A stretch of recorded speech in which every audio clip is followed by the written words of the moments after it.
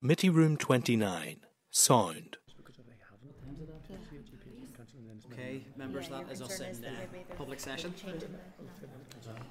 Sorry, members, I could just call the meeting to order because we are in public session now. So, yeah. Okay. So, if I can just remind members that the committee meeting will be recorded and broadcast throughout Parliament buildings and online. And for anyone in the public gallery or who will be joining in the public gallery, you're welcome to use mobile devices as long as they're in airplane mode and devices are muted. You can connect it to the Assembly Wi-Fi, and password details are available on the gallery rules. And I would remind anyone in the gallery that it's not permitted to take photographs or record any of the meeting. So the first item of business is apologies. I don't have any apologies. Do we have any other apologies from any other members? Just Cheryl will be, I think, we're 15-20 minutes late. Which that's grand. If that could just be noted, that's great. And everyone else is here. Item 2 is chairperson's business. Just 2 items to note. So item 2.1, and that is just to bring members' attention to the record of the informal meeting that the committee had with Farmers for Action on the 7th of May. And that's at page 5 of your packs. So if members can take some time to familiarise themselves with that briefing. And then at item 2.2, we have a note of an informal meeting with the Harry's Law campaign, which was yesterday, and that's in your tabled papers. And I just want to put on record my thanks to Deirdre and Rodney Shakespeare for giving the committee their time in that briefing. It was extremely impactful, I think, certainly for some of those members maybe who hadn't engaged with that campaign before. To hear some of the background to their story was really powerful. It was moving, and I think will certainly help inform our considerations of the agenda items that are before us today. So that moves us on then to item 3, and that's declarations of interest. I'll just record one. I would just declare that I am on the Board of Governors for local controlled primary school. Just as some of the issues around the departmental briefing would be around guidance and policies for boards of governors. I felt that was worth noting. Are there any other declarations? Similarly, Chair, I'm on the Board of Governors at Cologne Primary School in Lisburn, so thank you. Board of Governor at Cartmel Integrated Primary School. My wife would be a Board of Governors of Grosvenor Grammar. And we take that as a given for every meeting from now on. Unless there's change. Me too. That is fine. Any other declarations of interest? No. So item 4, matters arising. Unless any members have any they want to raise, I have none. No. So that moves us on to item 5, and that is the draft minutes. So if I could just refer to page 11 of the packs, that's from our meeting of the 8th of May. I would propose that the minutes are a complete and accurate record of proceedings. Is this agreed? Agreed. Okay. If I could just get a copy to sign there. Thank you, Mark.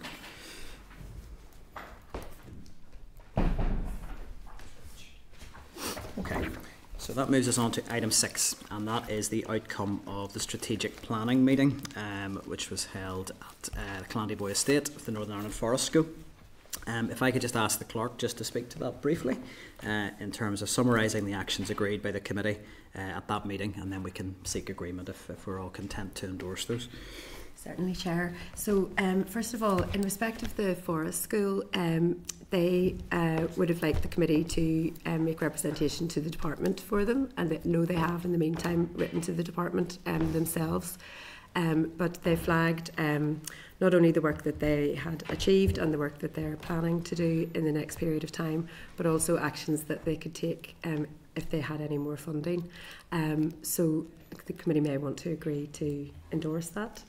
I'm certainly happy to propose that we endorse that action. And further to that, they also feel strongly that there's scope for a platform on outdoor education in Northern Ireland that they would develop in partnership with the committee, maybe with a conference in the autumn. So that's something we could take forward, capacity pending. Thank you. So if members are happy with that. Yeah, so in terms of those 2 actions, I'm happy to endorse those actions. Okay. And then the committee examined its ways of working and gave feedback about things that were going well and things that were becoming trying. Broadly, the preference of members was for 2 briefing sessions rather than 3 where possible. So I think most of the induction briefings have taken place. You've had the department and the EA and lots of your key stakeholders. So there was a feeling that the committee would now move from induction into inquiry mode. So having 2 evidence sessions, and there was a proposal as well that there be like a maximum of 3 witnesses rather than 5 on the panels, which we do try to facilitate, but sometimes when you're trying to get a range of stakeholders it is a bit difficult, but we're, as a preference, the team will bear that in mind when scheduling. Then in terms of questioning again, although that was expected to become simpler if you only had 2 sessions rather than 3, members were talking about the efficacy of questioning, the utility of meeting a bit earlier so that you could discuss what portfolio you wanted to focus on. So provisionally members said that they wanted to come at 1:45 and have just a quick check-in with one another about that so that they could divide up topics for questioning, and then not to have too rigid a guillotine if members felt that they were getting to the nub of a question or a series of questions. Then additionally, the committee then moved on from ways of working to its priorities. So for the mandate, the high-level priorities appeared to be childcare, deprivation, so educational underachievement that's due to socio-economic inequality, and SEN, of course, it's been such a huge issue, and then also a theme of outdoor learning where possible across the mandate. And then there was a specific proposal of an inquiry in 2025 into SEN. And members have come back to me with a bit of detail on that as well, just about the cycle that they would like to address. So the placements in the first instance, and then what preparation needs to happen for that and what needs to happen immediately after that. So to examine that cycle and see what interventions can be made. Now that is provisional in the sense that we don't always know everything that's coming down the track. So we can use those priorities for the next 8 months or so, but if a lot of legislation were to arrive, for instance, it might derail that inquiry plan.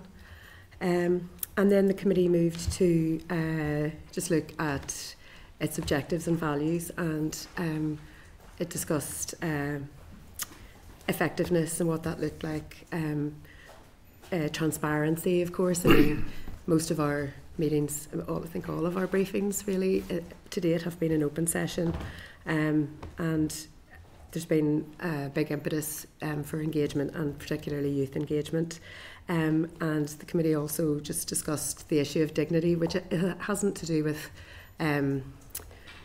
any problems or anything like that, but it's just reassuring, I think, for stakeholders who might be apprehensive coming to committee to know that that's the footing on which committee works, and that they shouldn't be terrified or anything. So those were the objectives and values. Is that a fair summary from all of you who were there? Is there anything anybody would want to add? I'm certainly happy to propose that's an accurate summary of what was agreed, and are we all happy to endorse those actions?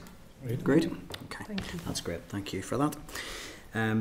So that moves us to item 7, and there were some tabled papers that have arrived, so I would refer members to those before we begin the discussion, which is into the proposed inquiry into relationship and sexuality education.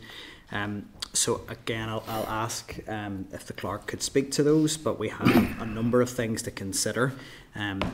Given that this has arrived quite late, just coming up to the committee session, we might need to seek some written endorsement, something just to confirm in writing if there's anything that needs clarified, and so if I could just ask members to keep an eye on their email accounts just over the course of the week if there is anything additional that needs to be confirmed. But if I could just again ask the clerk to speak to those papers in relation to that inquiry and what is being proposed in terms of the scope, the questions for the inquiry, the stakeholders and the timelines. Okay. So let me just see where we are. So on the draft timeline, the committee wanted to try to get this the call for evidence on this issue out before the summer, and so at the strategic planning meeting, the committee heard evidence from our researcher on education, Niamh Devlin, on a range of areas relating to RSE. And it provisionally agreed a terms of reference which were minuted on the 1st of May, and which described this scope as being comparative practice in relation to not only relationship and sexuality education in these islands, but comprehensive sexuality education in other countries, so a bit more globally, a bit more internationally.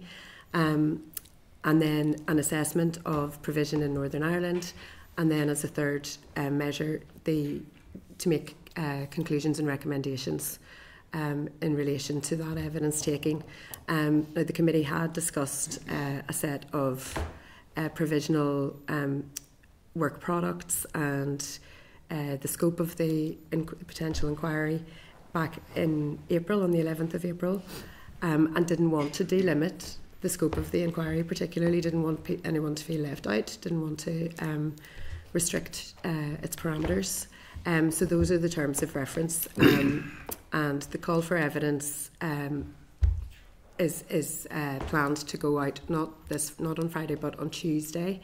That's because the committee gives typically some notice of an advertisement in the papers. So a citizen space questionnaire is going to be live from Tuesday on the committee's website, and that'll be advertised in the Belfast Telegraph, the newsletter and the Irish News, and it'll be on the committee's webpage. And I'll detail in a moment the areas that the questions are based on. So the intention is that the the request for evidence will go out from Tuesday the 21st of May until Tuesday the 2nd of July.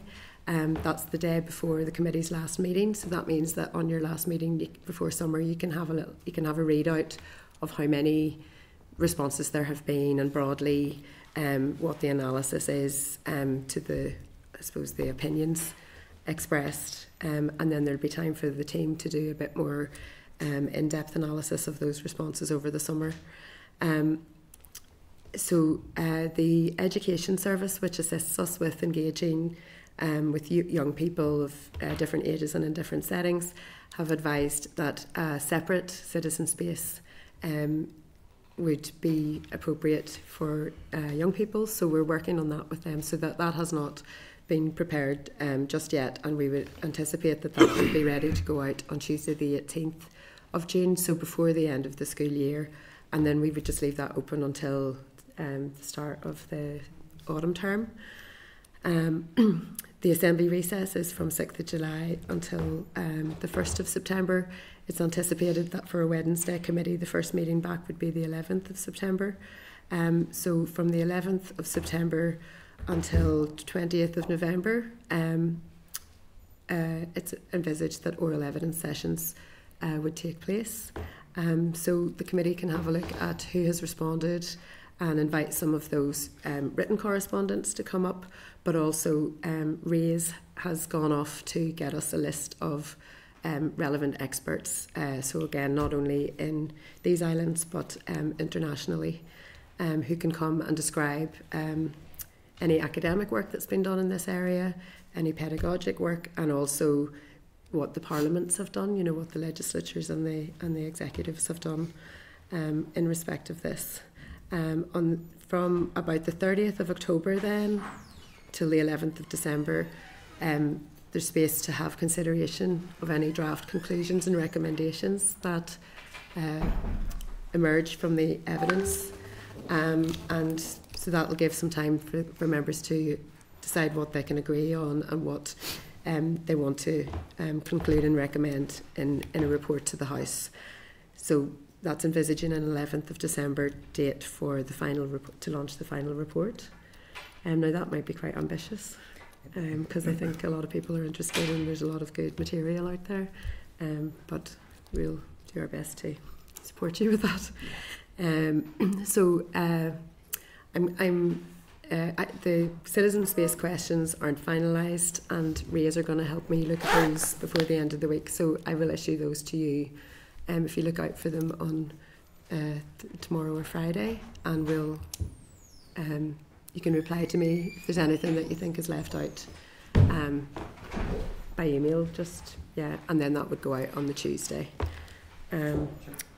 Yeah, Robin. Thank you, Chair. Thinking back to the public consultation piece that we did around the transfer test previously in the last, it was pretty good. It was I know we've got time constraints here, but there was a reasonably good piece of work went into establishing and agreeing that the questions that were there. So, are we going to agree those via correspondence then, as over this next week? Then is that?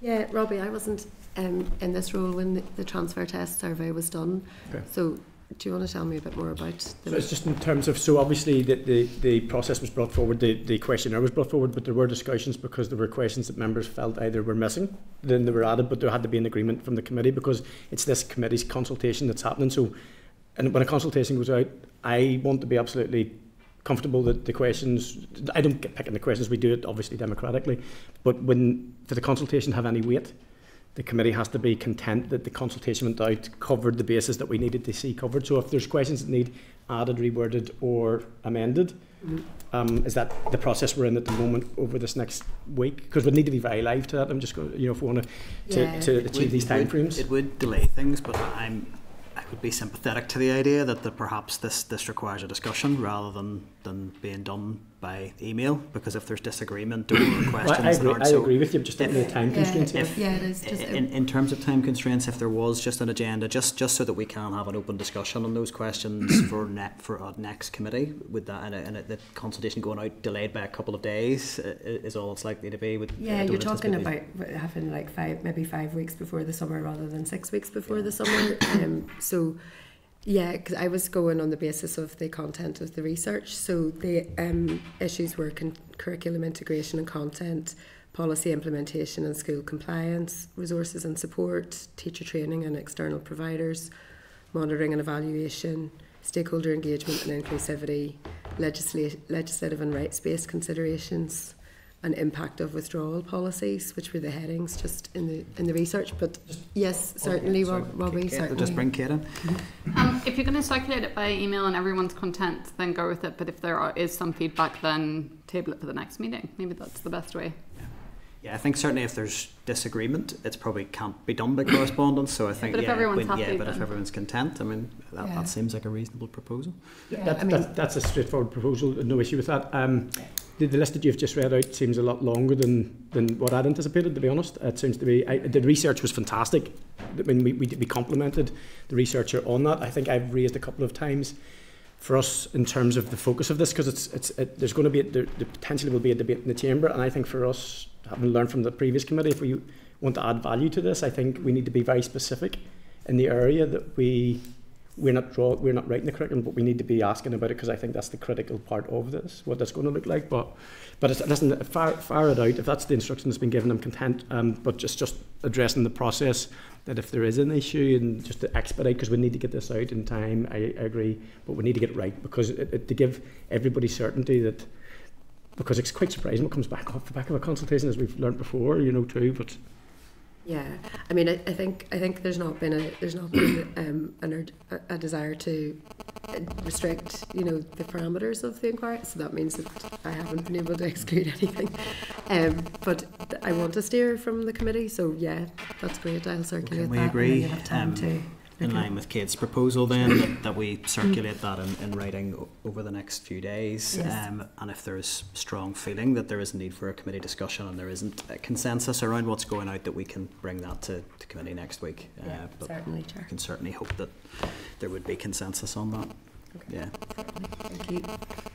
The only other bit I wanted to raise on that was just on stakeholders. There were a couple that I had thought maybe were missing. I didn't see the Children's Commissioner or the Mental Health Champion, and I would be keen just that they are directly contacted. I'm sure they'll be keen to.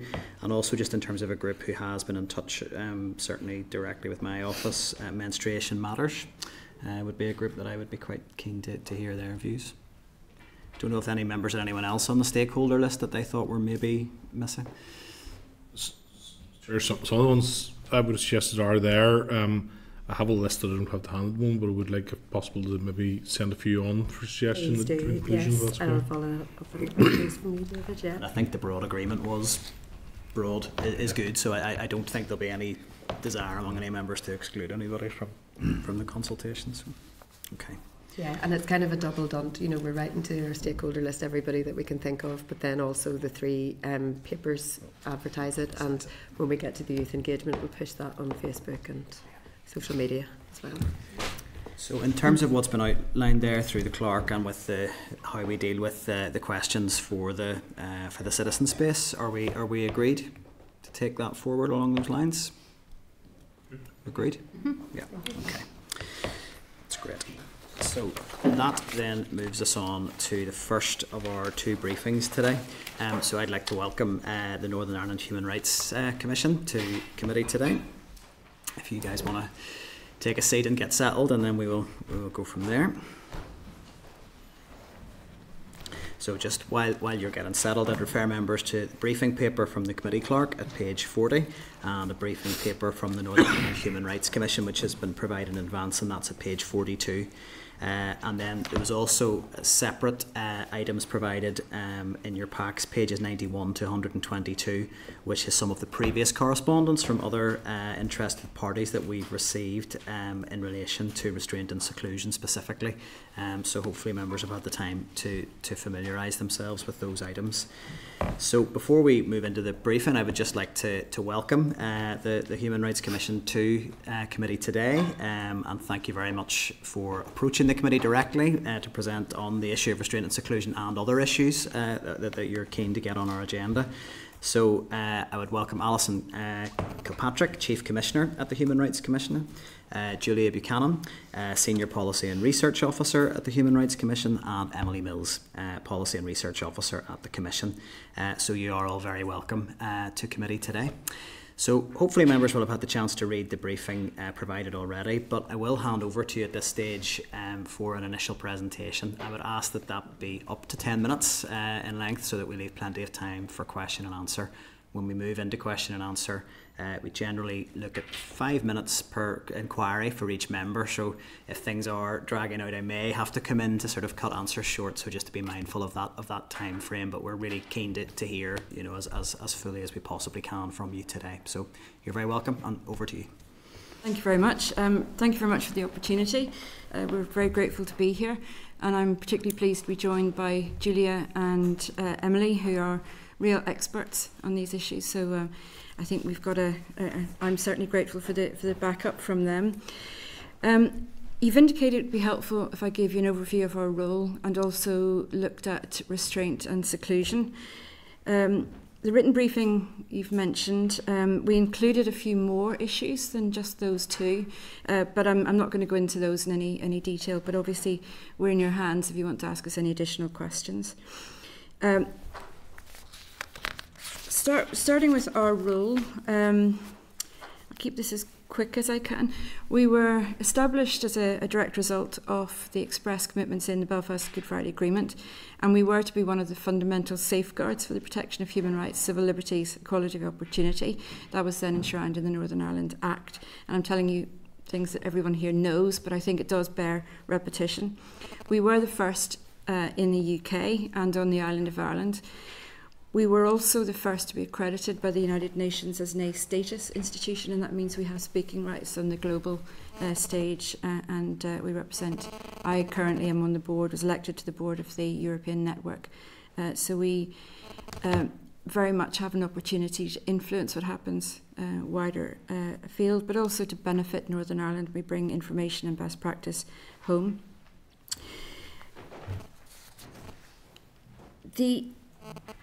It may seem conceited from me telling you of our recent achievements, but I think it is really important that I make the point because of my colleagues who are here. I don't take the credit for this, but the Human Rights Commission should, and I think can. And I raise that now because you may or may not be aware that we have been under significant threat previously, not just in relation to resourcing, but also in relation to the support. And we were in a fairly vulnerable position in that we were set up to challenge government, and we've been doing that. We've been doing the job we were set up to do, but that comes with a degree of risk and threat. So I think it's important to put on record that we are doing what we're supposed to do, and we are an A status institution, and I'm grateful to my colleagues for that. So our primary duty to ensure government and public authorities protect, respect and fulfil human rights of every member of the community. And that's also important. It's every person in Northern Ireland, not any person limited to a person affected, for example, by the Troubles, which is a very recent pronouncement. But that is not the reading of the Belfast Good Friday Agreement. We must educate and promote human rights, including on remedies for violation.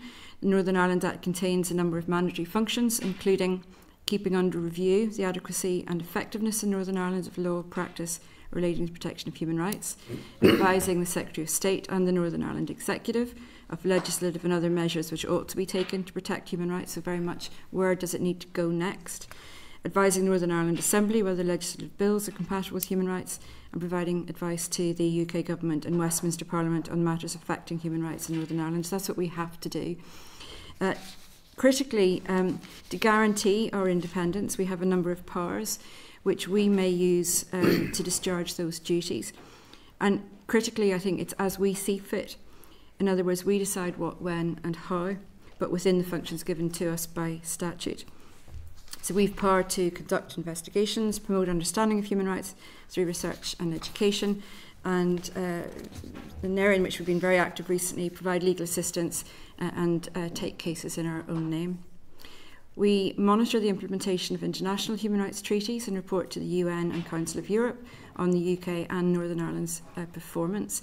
And to inform that work, we engage very widely. But today, it may be worth just sharing with you the focused engagement which we've had with the Northern Ireland Executive Departments on the international treaty system. And this, given the increasing and sometimes competing treaty reporting requirements, we've established a treaty working group, and that's made up of representatives from relevant Northern Ireland departments that have the treaty reporting responsibilities, including Department of Education. We found that been very positive so far. It's to share information, best practice and experience of engaging in the sort of international examinations that are required. So I'll go straight on to restraint and seclusion.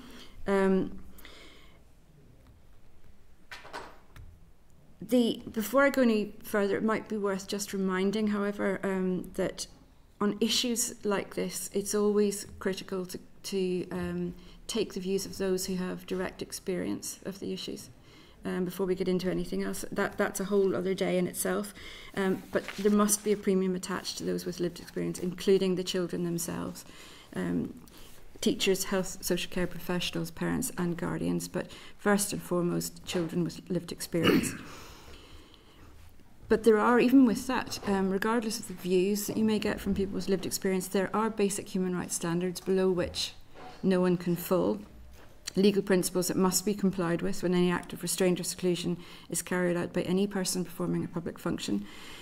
So, for instance, the right not to be subjected to inhuman and degrading treatment, the right not to be unlawfully deprived of one's liberty, and the right to respect for private life, including on matters of bodily integrity.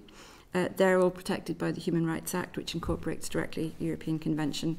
So they're directly enforceable in local courts. There are other international human rights treaties that we monitor and used for advice and for interpretive purposes that aren't incorporated and therefore aren't directly enforceable, but they are relevant and they are binding on governments who sign them. So this human rights framework is what we work from and what we apply to all issues, including these. That framework doesn't ban the use of restrictive practices per se, but there is a very clear duty in the state to guarantee that any use is lawful, necessary and proportionate. And there is an absolute ban on any act that amounts to torture, inhuman or degrading treatment, and that can never be justified under any circumstances. To prevent violations of human rights, it's vital that safeguards are robust, complied with, monitored and reported on. There must be meaningful remedies for breach, including directly to the courts. We do welcome the work of the Department of Education on the development of statutory guidance that aims to reduce the use of restraint and seclusion in educational settings, and we've shared our recent advice on that guidance. But to summarise for today's purposes our recommendations, the guidance should include and make standard proactive strategies for minimising, with a view to eliminating altogether the use of such practices in educational settings. There should be a statutory obligation introduced for schools to systematically and regularly collect disaggregated data on the use and minimisation of restrictive practices in educational settings. And this data should be published and independently monitored. Schools should be required to share records with parents or guardians of the children involved in an incident. There should be a statutory obligation for the provision of mandatory training on minimising with a view to eliminating the use of restrictive practices. This should specify that the use of restrictive practices should be avoided and only used as a last resort. Practitioners should be supported to adopt proactive, preventative and non-restrictive interventions in respect of distressed behaviour. And in respect of Section 4.1c of the Education Order, the 98 Order, that it's repealed to ensure that restrictive practices cannot be used to maintain good order and discipline. And that really takes it back to the, it is used as a means of last resort, not to manage school premises or manage children within school. The most recent concluding observations of the UN Committee on the Rights of the Child, published in June, calls for the government to explicitly prohibit the use of restraint and seclusion in educational settings, and they say in all circumstances. However, following separate review processes, the Department of Education and the NI Commissioner for Children and Young People have identified that the use of restrictive practices in educational settings may be necessary as a last resort where there's a real risk of harm to the child or to others. We accept there might be such circumstances, but there must be very clear guidance as to what those circumstances are and what happens after those circumstances. It should never be used as punishment to maintain order or discipline. It mustn't be used save where absolutely necessary for the protection of the child or others. And to enable staff to comply with that, they do need to be equipped with training, appropriate tools and support to avoid the use of those practices. There has been particular concern about the use of restraint on children with special educational needs, and that needs to be addressed urgently, and that may be something we come back to discuss another time with you. We suggest and have advised to this extent that embedding a human rights approach from the outset will help schools and educators to make those decisions that are child-centred and human rights compliant, including during crisis situations, a bit like police and prison service, and who are all trained and operate within very tight guidelines. I'd go as far as to suggest it's the only way to ensure children and those who work in educational settings are protected.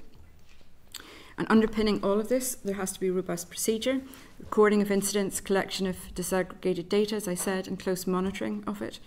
We've called for the publication of an annual report outlining the use and effect of restrictive practices, and that should be a very basic starting point. I don't know if I've used up my time yet. A minute or two, you're grand. Let me just, one page. I'll mention the things I said I wouldn't, the extra issues. So the UN Committee on the Rights of the Child, their concluding observations or recommendations, many of which do apply to Northern Ireland and to the Department of Education, include, as well as restraint and seclusion, special educational needs, childcare and relationships and sexuality education. And that's something the Commission has been working on. I know this committee is considering as well, and I think think there probably is an opportunity in a future time to come back and speak about those in more detail, but we can ask any questions you have. We published findings of our investigation last year on RSE in post-primary schools. I think you're looking at that later this year, and you might have made some decision in relation to that. Yeah. Educational attainment is something UN mentioned, something we're very interested in.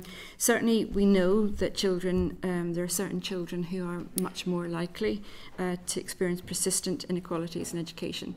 And again, you will know Roma, traveller children and care experienced children have some of the lowest levels of attainment.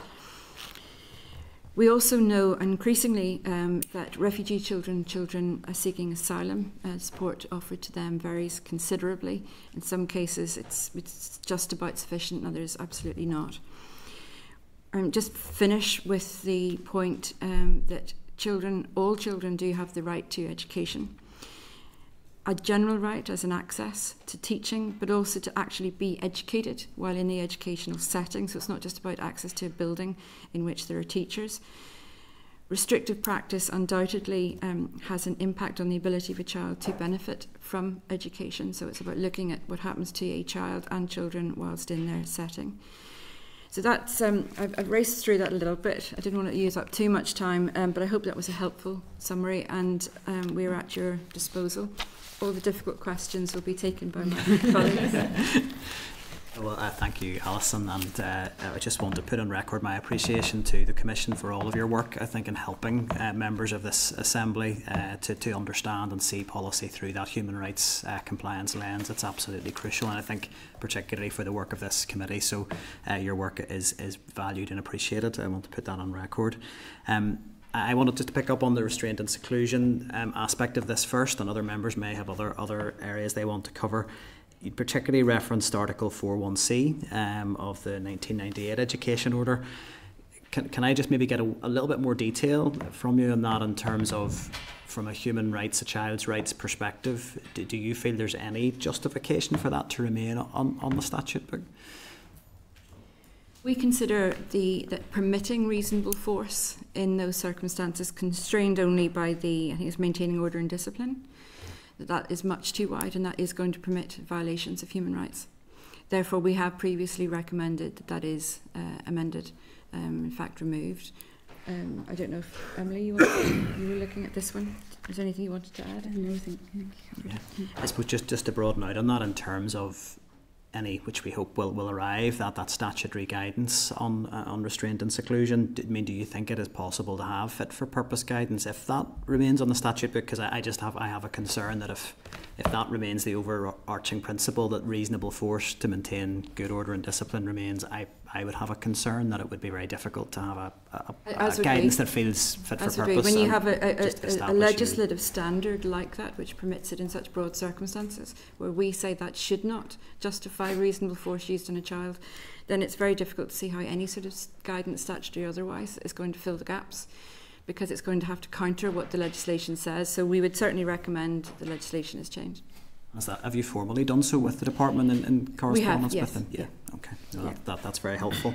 I wanted to ask as well, you referred to UNCRC and UNCRPD, and I think the UNCRPD in particular is clear in its language that the goal should be the eradication of restraint and seclusion. And while the department's draft guidance on this did indicate that it was looking to the UNCRC and UNCRPD and to be compliant with those, and that was the space it was in, the language is around reducing and minimising. And again, I would be interested just to get a steer from yourselves as to how you feel those two things line up, and whether or not the language should be around eradication or elimination rather than reduction and minimisation. This is difficult, and it is very nuanced. Eventually, the hope would be that there would be no need to resort to it in any circumstances at all, because the support training is in place, that children who need extra or different support will get it, and the behaviour that teachers may feel they need to use these tactics for is just often an expression of distress or special needs, or it can be a range of things. However, in the shorter term, We can envisage situations for the protection of a child or other children where it may be necessary. And what we say is the threshold should be very high. And there may actually be a situation in which a teacher or someone else in the school is obliged to protect another child or children, to restrain the one who is presenting a threat. So until you get to the stage where you're so well equipped that you can avoid that sort of behaviour in the first place and deal with it in a different way and minimise that behaviour, then I think it is probably necessary to have the ability to use restraint and seclusion. The difficulty comes when you try and describe what restraint and seclusion is. You should never be putting a child into a room on its own, closing the door and saying that's where you belong. But seclusion for a matter of seconds or minutes, that's part of the treatment of risk, I think, and safeguarding. But that's why this needs to be such good training, because it's very difficult. But most teachers know it when they see it. You know, it's a split-second decision. There is a risk which can only be mitigated by putting a child behind a door, for example. A lot of the discussion about this is very misleading, and I know one of the examples that was given actually, in my view, wouldn't be restraint and seclusion. It would simply be safeguarding. So in the same way I might take Kate Nicholl to the floor if she was threatening somebody else in the room, that wouldn't be me restraining her within terms of statutory guidance. That would be me taking protective measures simply for as long as it was necessary to eliminate the risk. So it's like a lot of these things, the language around it and the discussion about it gets very confused, and we end up debating things which are not actually about restraint and seclusion, they're about something else. So we think teachers can be trusted, but they have to be equipped and trained so they can make those decisions, and other people need to be monitoring and keeping an eye on it to make sure they are. No doubt that it is. It's a complex area. So it's very complex. I wonder if Julia might want to add something. No, just to say that our advice to the department was that our position is that there should be elimination through the use of minimisation strategy. So like Alison was saying, making sure that there's training and there's a well-resourced toolkit there to prevent the need for these kind of practices, and then recording and monitoring those so that we can, the department can monitor the phasing out of those. And I'm sure you're aware the Department of Health has an absolute ban on seclusion, whereas the Department of Education doesn't. We do, however, concede that the circumstances can be very different and the context can be very different. But clearly healths have considered ways around it. But it is going to be different. You're not talking about a room full of 30 children potentially. I think, something that came out in the Department of Health guidance as well was that word eliminating, working towards the elimination of these practices. So within our last policy advice to the department, that's something we tried to draw out in our guidance. We'd like to see that word reflected in the Department of Education guidance as well, working towards the eventual elimination of these practices. Very final point on that. All I would say is that it is a very curious situation that police, prison officers, for example, when dealing with adults, have very, very strict regulation around what they can do to restrain or seclude. But in relation to children and teachers, there isn't really any mandatory regulation. So that's a very curious situation, and it obviously needs to be addressed. And we've heard very powerfully as a committee from parents whose children have been impacted by some of these practices in the past, and I think the rights of the child and the views of the parents are crucial here, but I think as well teachers benefit from robust guidance. I think when there's grey areas and uncertainty, then that leaves teachers and school leaders feeling exposed as well. It's simply not fair to leave teachers to make these split-second decisions without that support and guidance and training. It's absolutely in everyone's interest to get this right. One very, very final quick question, that was just, I know that you were on the working group for the production of the guidance. How would you describe that engagement, and did you feel it was a positive process? Did you feel your views were taken into account? Emily was the one who was actually in the room on that, so I'll let her answer that. The engagement with the department in the working group has been really positive. there was a change that we've noted in our last policy submission in the position around seclusion, and we had a meeting last week just with the working group on the updated position of the department, and concerns did focus on the misalignment now between Department of Education draft guidance and Department of Health guidance.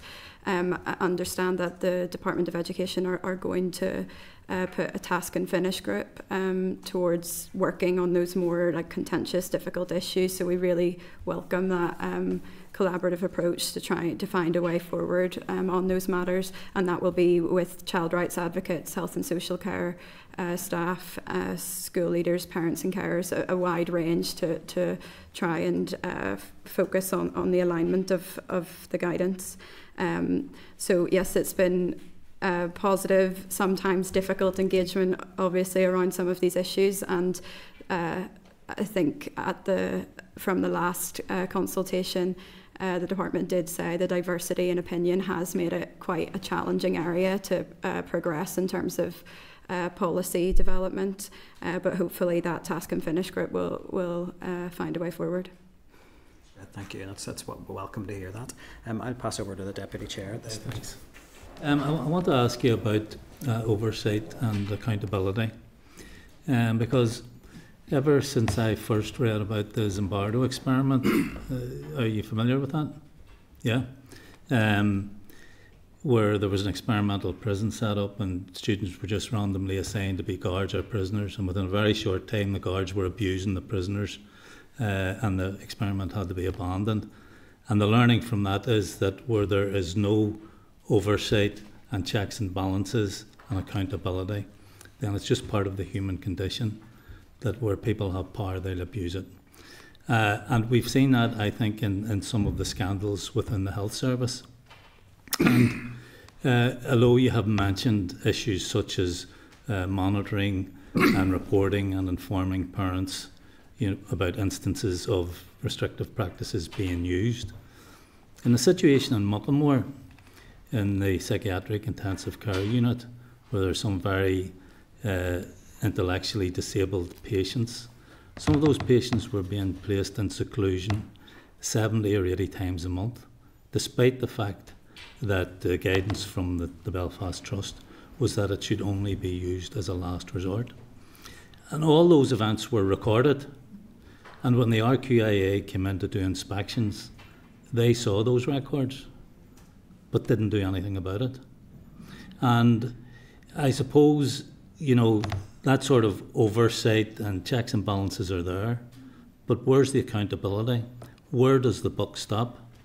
And how do you create that line of accountability so that at the end of the day, if something does go wrong, someone is clearly identifiably responsible for what has happened?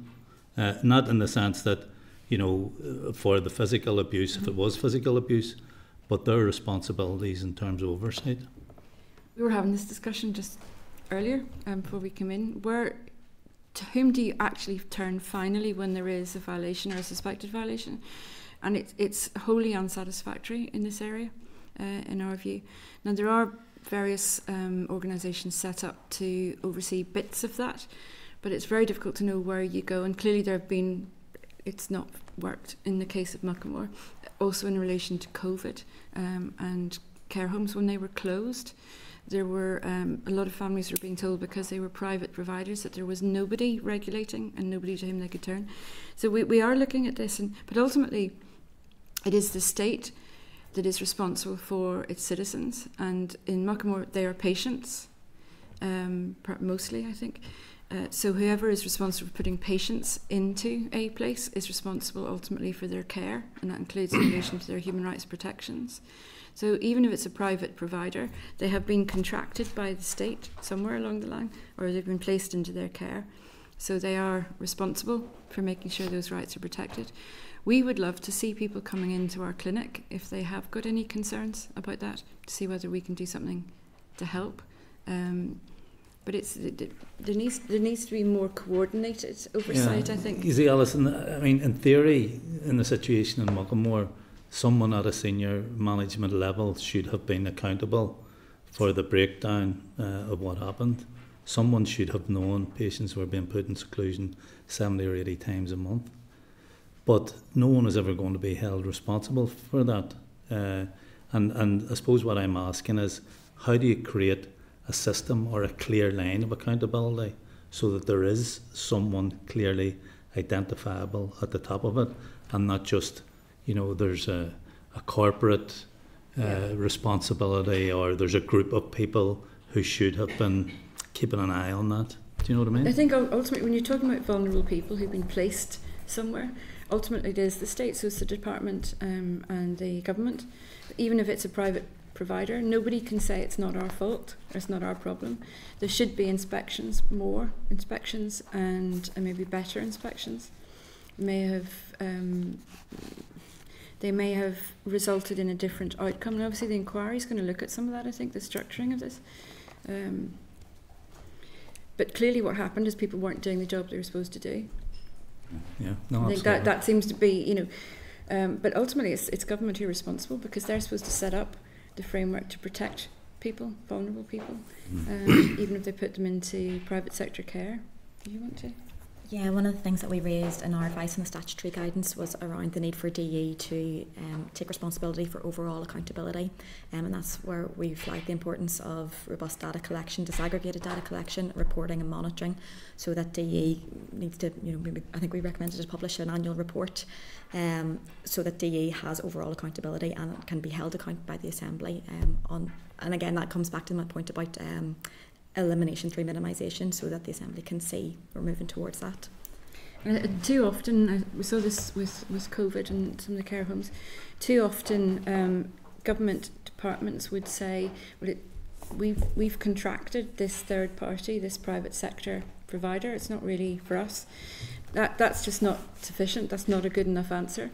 They have to make sure that when they're putting people somewhere, that they're safe and all their rights are protected. So they have to do whatever it takes to ensure that. They can't simply put it off onto a third sector private provider. See, my view, I'll just finish is that unless there's someone who knows if things go pear-shaped, that they're going to be held responsible and that the buck will stop with them, then it ends up a situation nobody's responsible.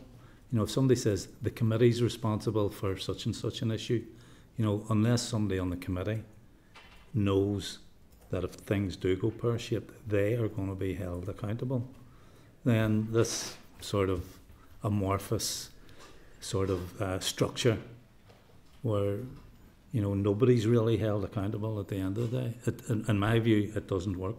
But the role of the RQIA obviously is being considered as well in relation to that, so be interesting to see if anything comes from that.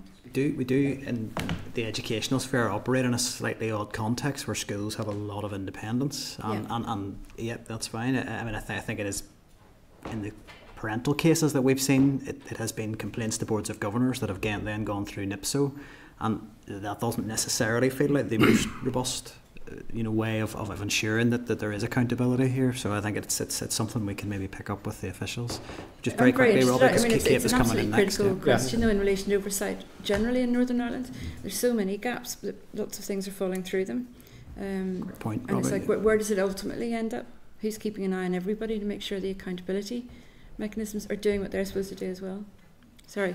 I shouldn't jump in, I guess, but it's really important to think, because Pat's point is multi-layered. There's that bit when it has absolutely failed and who picks up the blame. However, the purpose in this, I imagine, is trying to prevent it from happening. And one of the methods of preventing it from happening might be an early, it's like the candour, the duty of candour in health, is to equip our classroom assistants and teachers with first of all, the training, the knowledge, the understanding, particularly around the communication bit, but also to say, if and when it happens, record it. And don't wait till it's happened 10 times till it flags, but whether that's the principal or the Board of Governors that say on a monthly basis, this flag, what's the response and how do we act? Because it'll be too late, as you have rightly pointed out, 80 times in a month and more.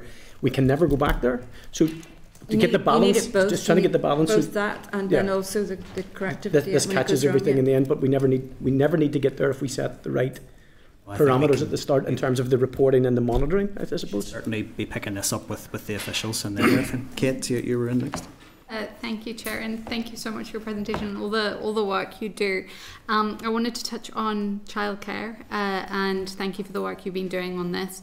In your paper, you referenced the Childcare Act 2006 and how that places a duty on local authorities in England and Wales to secure in partnership with private, voluntary and independent sector sufficient childcare for all parents, and I wonder if that is something you think, if you have a view on similar legislation being introduced here, albeit with the department having a duty. Is that something you've looked at? We've looked at it. We have made a number of recommendations. Which of you would like to? Do you want to take this one, Emily? We haven't looked at the detail of the Act in terms of whether it would work transplant it into this context, but we've just noted and continually flagged to international treaty monitoring mechanisms that there is a discrepancy in terms of childcare and early learning across the UK jurisdictions, and Northern Ireland is behind in terms of the provision. It's been picked up by a number of treaty bodies. I think CRC, the Committee for the Elimination of Discrimination Against Women, the Committee for Convention on the Rights of Persons with Disability, have made specific recommendations to improve childcare provision in Northern Ireland. So it's something that we've reported on frequently. It's within our annual statements as well. But in terms of the detail of that legislation, it's not something we've reviewed specifically.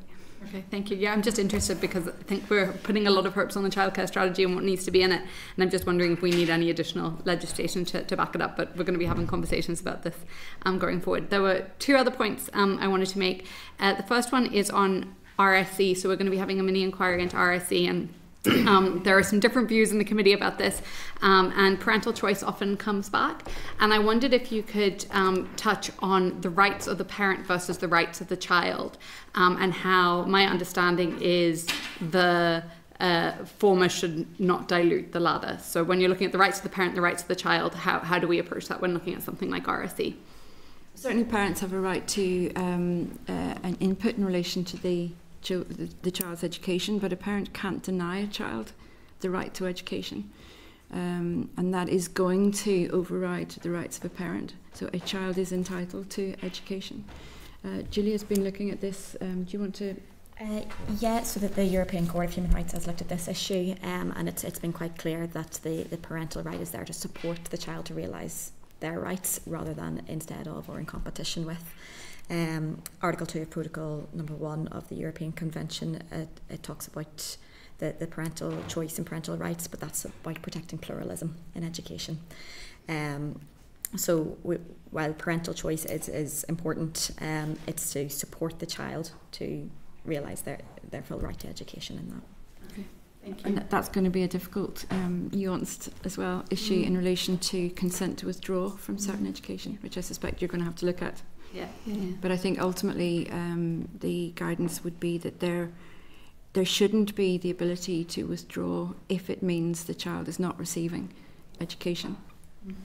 Well, I mean, that's my view, and I feel very strongly that RSE is a safeguarding tool. A lot of ifs, though, in that whole... Yes, yeah. and we're going to be looking into it in great detail. If I have one more minute, just on asylum seeking refugee children, you referenced Rebecca Lourdes' work, which I think is excellent in your submission. What is happening with asylum seeker and refugee children, and how can we improve how we're looking after them? We know that a lot of asylum seeker children are missing out on education because of accommodation, and we've written to TEO about this, and they've said, oh well, education is really the remit of the Department of Education. But my view is it's integration as well, and that's for TEO, and children are falling through the gaps at the moment. What's the Commission's view on how we address this? That's quite a big one. It seems to be a lot of the practical Ask for arrangements. a brief response, even though it is a big one. A lot of it is practical arrangements, so it's not that that people are saying they shouldn't, it's that they're just falling through, as you said, falling through gaps, or they're being moved at short notice and moved out of areas where they were receiving some education. I think, Julie, you were the one Yeah, it's as you said, it comes down to accommodation all the time. It's been raised with us recently by civil society organisations, both separately and as part of our monitoring of the Convention on the Elimination of Racial Discrimination. We've had just last week conversations with TEO about informing the refugee integration strategy and the need for a sort of a child-centred approach and best interest of the child to be integral to that.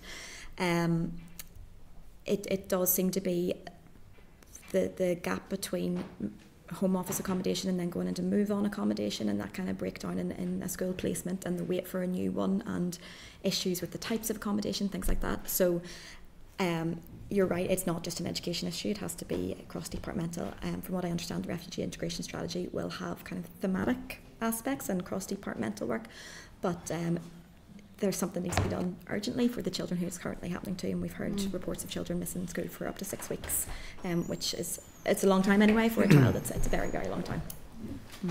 And I think there also needs to be, what needs to be addressed is the discussion, the narrative around asylum seeking and refugee families generally, and children in particular, because that's making all the conversations about the practical provision for them very difficult. And yes, it's always put to the bottom of the pile, I think. Yeah. Thank you. For that, Donna, you had indicated next. Thank you, Chair. Thank you for the presentation. I think I'll just ask a touch on special educational needs. And we all know the shortcomings when it comes to early intervention, the statementing process, and right now we're dealing once again with a crisis with placements, and that's sort of where I want to go with the question, and it's around specialist provisions within mainstream education, so a SPIM.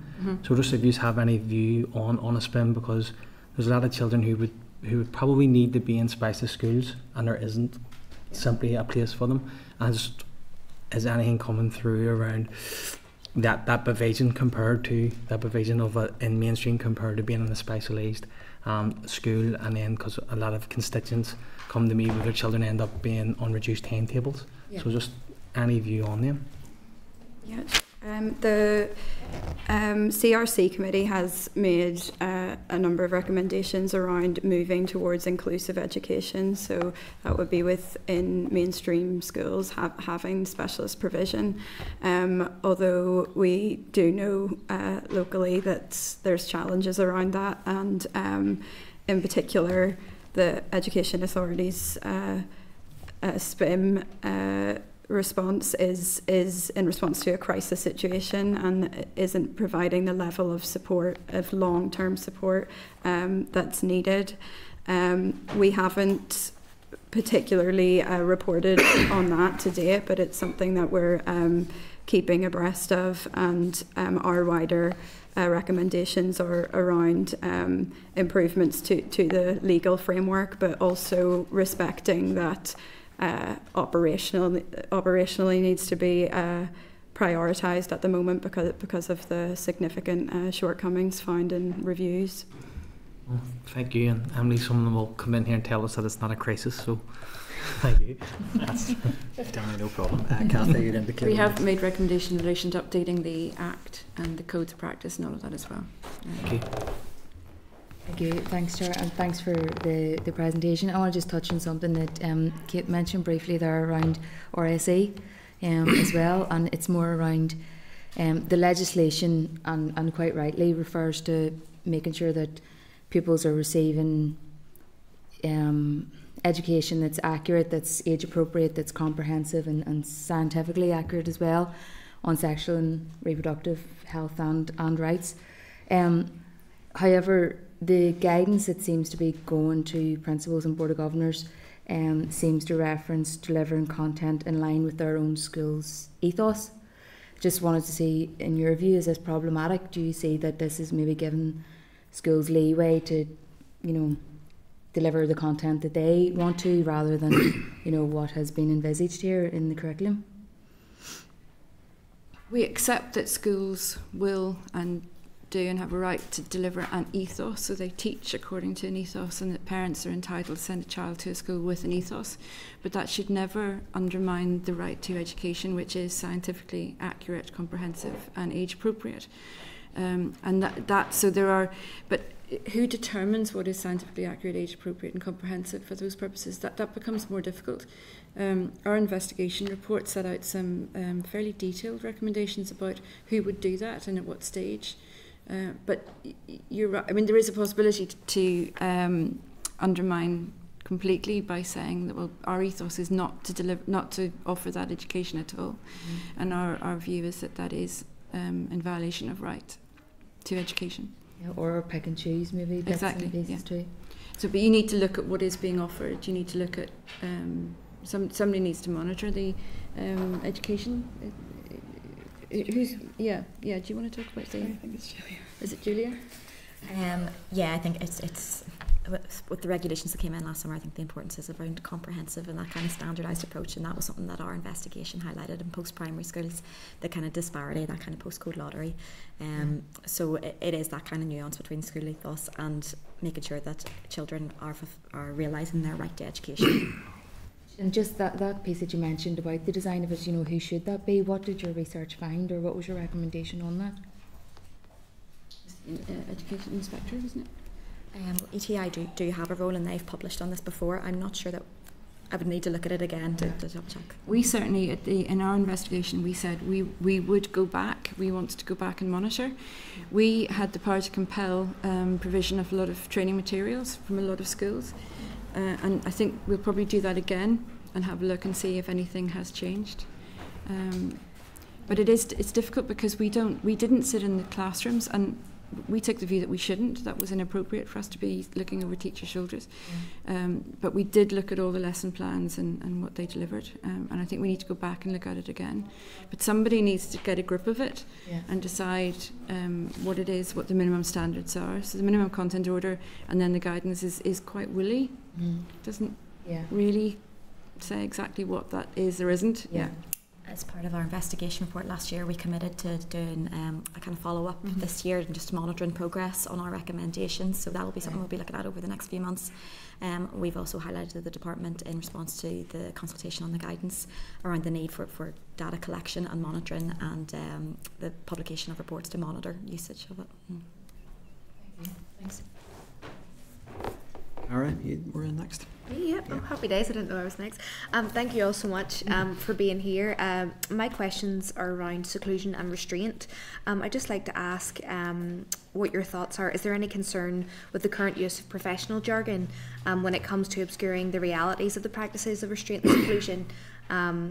Oftentimes, sometimes that professional language can be not truly reflective of the horrific lived experiences of these children. And we had heard as a committee, and I know Deirdre Shakespeare personally, the story of her son Harry. So I'm just mindful, do you think there's an issue there? And my second question is just around, are you aware of the current avenues for whistleblowing? And if so, do you think they're appropriate, or where do you think the department can really step up and make a change? And transparency, I think, on this is absolutely key, and parents being informed if their children have been experiencing seclusion and restraint. Firstly, in terms of, you're talking about really sanitising the language around this to make it seem like it's something, that's quite difficult because you need to call it something. And across Europe, everyone knows what you're talking about then if you say restraint and seclusion, but that's why you need lived experience underneath that. So you need people to understand exactly what it is, what the degrees of restraint and seclusion are.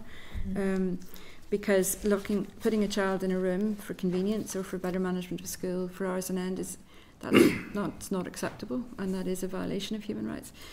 However, closing a door behind a child for 30 seconds to protect another, that wouldn't be seclusion. So there's a whole range of things, and you just have to find a way of discussing it in a kind of grown-up fashion, really. But I do think there's a purpose served by having titles for this stuff, certainly from the legal perspective. In terms of whistleblowing, I think we did look at this, didn't we? It's within the guidance, so it's not something we put a policy position towards. Yeah, but it comes back, I think, to what Pat was saying as well. How do you actually, it's all very well having all this stuff, but if people aren't doing what they're supposed to do, or people aren't coming forward, and maybe a duty of candour might be one part of it. So rewarding people for telling the truth when they see something happening, and having everybody responsible for the collective protection of rights. Whistleblowing is one way of doing that, but it's not necessarily sufficient in itself. And And I think people are often very frightened to use a whistleblowing policy as well. I think to go back to Pat's previous point, the focus should be on like clear, unambiguous guidance, so that whenever we get to the monitoring stage or post-incident reviews, incidents are being flagged up. So if there are repeat incidents of use of restraint, that should then be flagged up through the Board of Governors or monitoring roles, so that hopefully we're not only at the stage of relying on the whistleblowing policy, but that the monitoring procedures around this are so robust that we're not getting to that crisis stage. But it does come back to clarity in the definitions, which in this area is obviously like proving quite difficult on the diversity of views. But from a human rights perspective, we tried to tease out in our last submission that up front we should have that guidance based in human rights, and it should set out what is an unlawful restraint and what safeguards need to be considered throughout the application of the practices. That will hopefully put human rights at the centre of it and at the centre of decision making around it, and hopefully provide some clarity. It's a very useful framework. It's probably adding a little bit of complexity to the definition stage, but if we do separate that out and base the guidance in human rights, it will provide a useful way forward. That's really helpful. Just my last question, is just around for Harry's case in particular. He is a child who's non-verbal. For us as a committee, we're really prioritising children with special educational needs, and when it comes to restraint and seclusion, essentially looking at that deprivation of liberty. Really, for Harry being non-verbal, there's a challenge there in communicating the impact this has had. Is there anything you recommend to the committee that we can do to protect children who are non-verbal from a human rights perspective? I think going back to the basics of that, a child who's non-verbal is going to behave in a certain way to communicate, and that's often going to be distressing behaviour. The answer to that is not to lock them in a room or tie them to a chair. It's to understand what is needed, what the child needs. That's so much bigger than there isn't just a human rights answer to that. But if you have a human rights approach from the outset, so training, provision, support, you should never get to the stage where a child is put in a locked room or tied to a chair to manage behaviour. A child with special needs, including a child who's non-verbal, has rights as well, and you have to take the extra step to find out what you need to do to protect those rights. If the child can't tell you themselves, then you have to take an extra step and find out what it is they need and what the problem might be. So it's just being sort of, some of it's common sense, it's caring enough about the individual and acknowledging that child has rights in and of themselves. And you have to do a wee bit more work with some than others to protect their rights. Training as well, doesn't it, and resources? The jurisprudence from the European Court of Human Rights around Article 3, so freedom from inhuman, degrading treatment, around this issue, it does highlight that children and people with disabilities do require specific protections in order to protect against any potential breaches. The state has positive obligations under that article, and in terms of the restrictive practice applied, the level of detail and scrutiny required by the procedural safeguards will increase with the gravity of the interference, so how extreme that restrictive practice is. If it's seclusion, there will need to be specific procedural safeguards around that practice because of how significant it is and the potential for increased harm then of the child.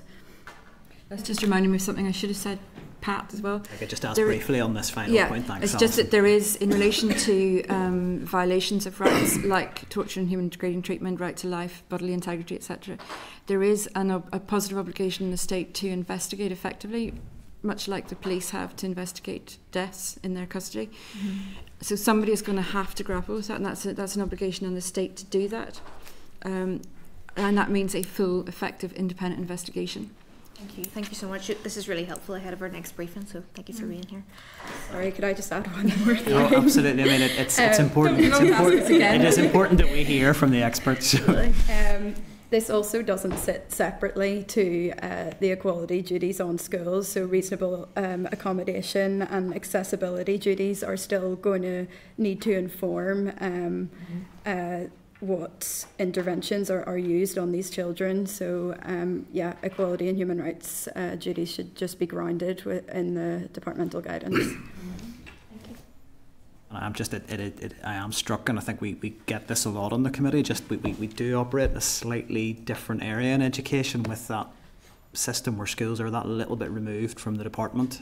So when we refer to the state, we probably think of the department ultimately, but schools and their accountability, sometimes those channels aren't clear. We operate in statutory guidance that isn't enforced, in guidance that is not monitored, and boards of governors, and I think we all at the start of the meeting, confirmed that those of us who sit on boards, not always, accessing all of the training that's available from the EA. It's just there are a lot of things that are, I think, do make just schools sit in a slightly different space, and I think it means that any guidance the department's producing, I think, needs to be more robust, even to ensure that there isn't allowing for those blurring of responsibilities where the state is responsible to ensure something is monitored and addressed when it's raised. But if there's any help we can give the committee, either on another occasion or in writing something in the meantime, please do ask us, because that's what we're here for.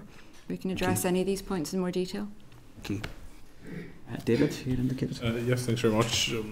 What I've heard so far reinforces my view around the need for that sort of mandatory training piece for all of our teachers going forward. My question may be a bit messy.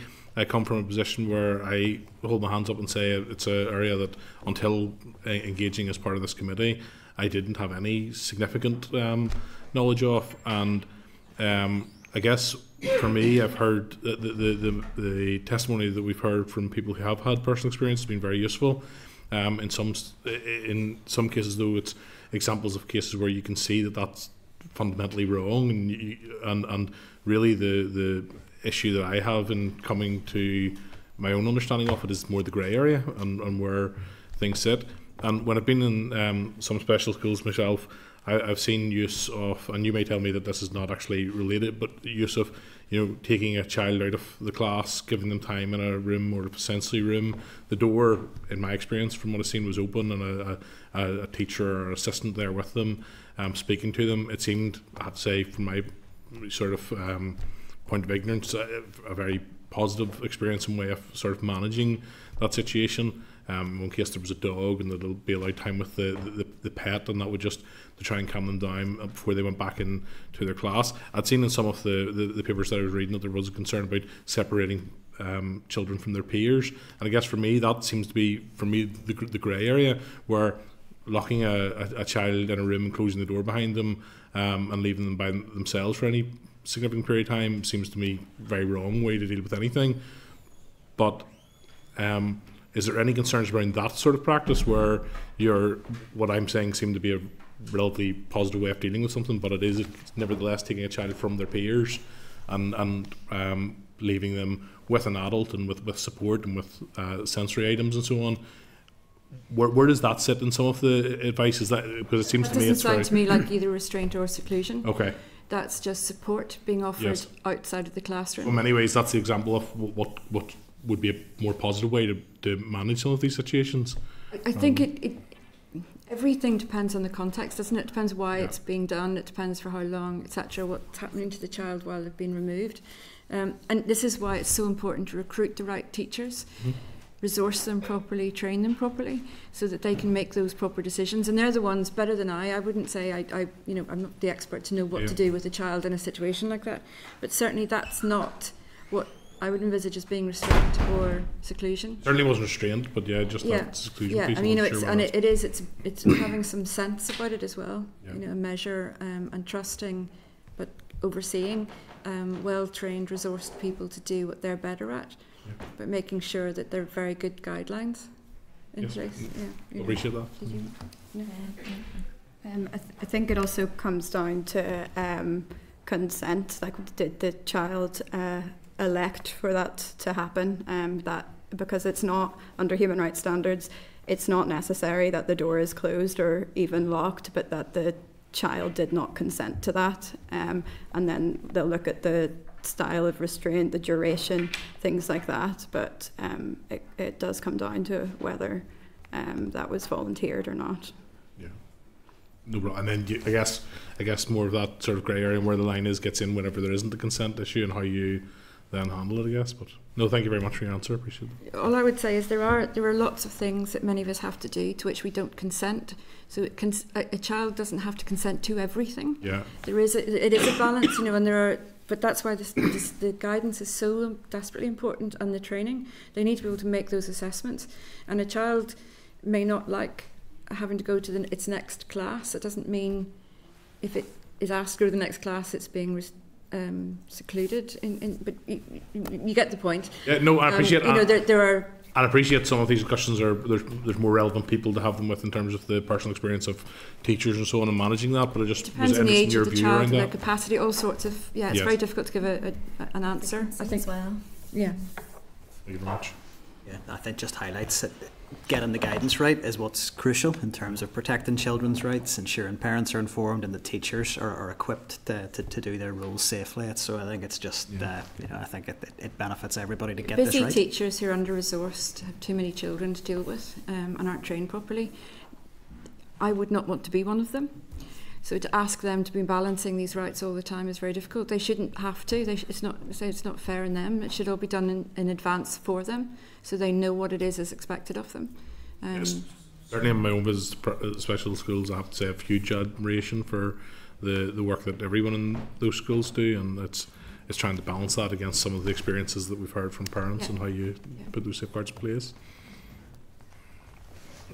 Any other indication? Robbie, you wanted to come in? Yeah, Sure. thank you so much. Thank you for your presentation. It's really good, and we're obviously picking up a piece of legacy work for ourselves on the committee. I'm thinking we've discussed a number of times now the failure to utilise the Children's Cooperation Act, in a meaningful sense, and record that.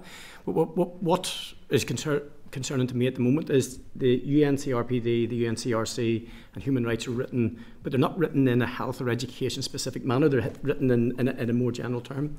How would different definitions for different settings be conducive to the welfare of a child? So if we were to, at the moment, we know that health, for instance, have a different definition and a different concept, perhaps in some ways, and education is trying to construct one. Would it be your view? Seclusion in that case? In both in seclusion and restraint. Sorry, yes, in that context. How useful would it be that there is a universal Northern Ireland Assembly departmental understanding of what that is? Because children transition obviously from different types of schools to they may be in the care of health, either in school, but what happens when they're not in school and they go to a healthy living centre and come back to school? I mean, I can't see how accepting two separate definitions is going to be conducive for any, especially for the parents to understand. I mean, it gets complex if we do accept. And my starting point for this is UNCRPD, UNCRC, health, human rights are pretty standard. They're written down. I guess health, there's the same definition of what is seclusion. It's just that in health they say there will never be seclusion used. In education, it's context specific, so there's not an absolute ban on the use of seclusion, so long as it is in extreme circumstances and what's necessary. So I don't know if changing the definition of seclusion is what would do it. It would be the guidance. And there are so many different contexts you could think about. You could sit here all day and think, but what if this was the scenario that presented itself? So I think it would come back to just really clever, proper guidance training, so that certain scenarios... those scenarios, to be fair, Alison, could pop up in health as in education. You know what I mean? So I agree. I totally agree. But the scenario can pop up in any area. I think I like where health is in regards to this. Health have decided they don't need the power to seclude for whatever reason. Children, yeah. And that's for them to decide. That's not the same as saying that education should never be allowed to use it as a last means of last resort if it's for the safety of the child or others. And I do question whether in health it never happens. Yes, absolutely. It's how you would interpret what happens in a certain situation, how a child is being treated in a medical setting, because a child would not be allowed with its leg hanging off to walk straight out onto the road. There would be a measure of restraint and I do agree. But in the context, I think a common definition and a common understanding has to be the goal. Accepting that there's deficiencies in both, and as long as it allows for, I think the human rights answer to that is so long as it allows for a case by case assessment, because there are going to be circumstances where human rights protection requires action to be taken, and it may be to restrain a child or to seclude a child, and you can't predict every single scenario, but the divergence between the two is definitely confusing. I just don't know which is better. Who decides which? It's definitely confusing. My daughter trained as a learning disability nurse, so she covered a lot of this, and I suppose the training now is leaning very much towards a better understanding. There's in your submission, you have a really excellent piece here, and maybe you could fashion this out for me. So it talks about the statutory guidance, lays out general principles, but then it goes on to say this should include. Yeah. I take it that my reading of that is it doesn't include this at the minute. This is a submission you've made. And the first one, for instance, says all behaviour is communication. Absolutely brilliant. And a child or young person's distressed behaviour may indicate their unmet need. And the very fact that our young people, because we struggle for a vocabulary at times, whether if they're verbal or if they're non-verbal, it'll be different, obviously. But I mean, that's not in there at the moment, but this is something that clearly has been asked as an addition to the guidance that's been. If you have well-trained experts who are properly resourced, they can identify exactly on, what on is this needed. Point, Alison. Yeah, so just briefly on this point, just to finish up. Thank you. I think that's all I would say. It's recruit, train, and resource the experts properly, and they can make those sort of decisions. I don't think anybody sitting at this remove, a lawyer or a human rights expert, can predict exactly what is the right decision in any particular case, but you certainly look to eventually eliminating the need to ever do that, because you would be so well equipped and understanding of children's behaviour. But in the short term, maybe even the longer term, I suspect there are always going to be those extreme cases where it is going to be necessary. But in those extreme cases, it's got to be recorded, monitored, etc. It goes back to the point of candour. I think candour is key here. Absolutely, yeah. I really do. Thank you. I think I felt Emily twitching. Yeah, she desperately say something. Say why I was wrong there. Final word to Emily. Just to flag that I think that point around the misalignment of the two sets of guidance is something that was picked up on in the working group meeting. So I think further consultation with both health and social care practitioners and schools will be key there to tease out some of those issues, because as some stakeholders had flagged, schools do receive support from Education Authority, but also some specialised support from trusts. So to have that misalignment there paints a pretty confusing picture. So teasing those types of issues out in this task and finish group that the department are setting up, I think, will be key. Emily? I think the submissions the committee's received from Children's Law Centre, British Association of Social Workers, I think we had something in table papers from Royal College of Nursing, they're all saying the same thing around the guidance needs to align between health and education. So certainly something we can pick up with the department. Thank you very much for a really, really helpful evidence session. It gives us a lot to take away for our next the next item on our agenda with the department. So thank you. Thank you very much. Thank you guys. Very much appreciate it, and we will no doubt have you here again on this and other issues. Thank you. Okay, just clerk, any actions arising from that? I don't think so at this stage. I didn't make a note of any. If we're okay to move on to our next item, unless you made a note of anything. No, just that the Commission advised that in their view, restraint seclusion should never be used for order or discipline, and so they are in favour of repealing the existing provision which still allows that on the statute book. And yeah, that you will want to hear from them again soon about their RSE work, as they're updating. So. That's all. They did. Perhaps there is maybe something that mightn't do any harm. Just on reflection, to send a quick follow-up note to them. They did mention that they would be happy to respond in a bit more detail around where those lines of accountability lie. Really picking up from Pat's original points between schools, boards of governors and the department, and if they could sort of from a legal perspective, I think that'll be helpful for the for the committee, because I know parents have certainly found they try and raise a complaint and don't know where to go, and certainly we see from correspondence coming back from the department the message is very clear: schools are independent, it's not for us. So if members feel that would be helpful, we can write in that regard. Okay. Our next set of the departmental witnesses here. Can I just check in with members first if anyone feels they need to take a quick 5-minute comfort break? We can do that and then run through to 5, or we can move on to the next session. So I'm happy to take a view. I'm happy to keep going.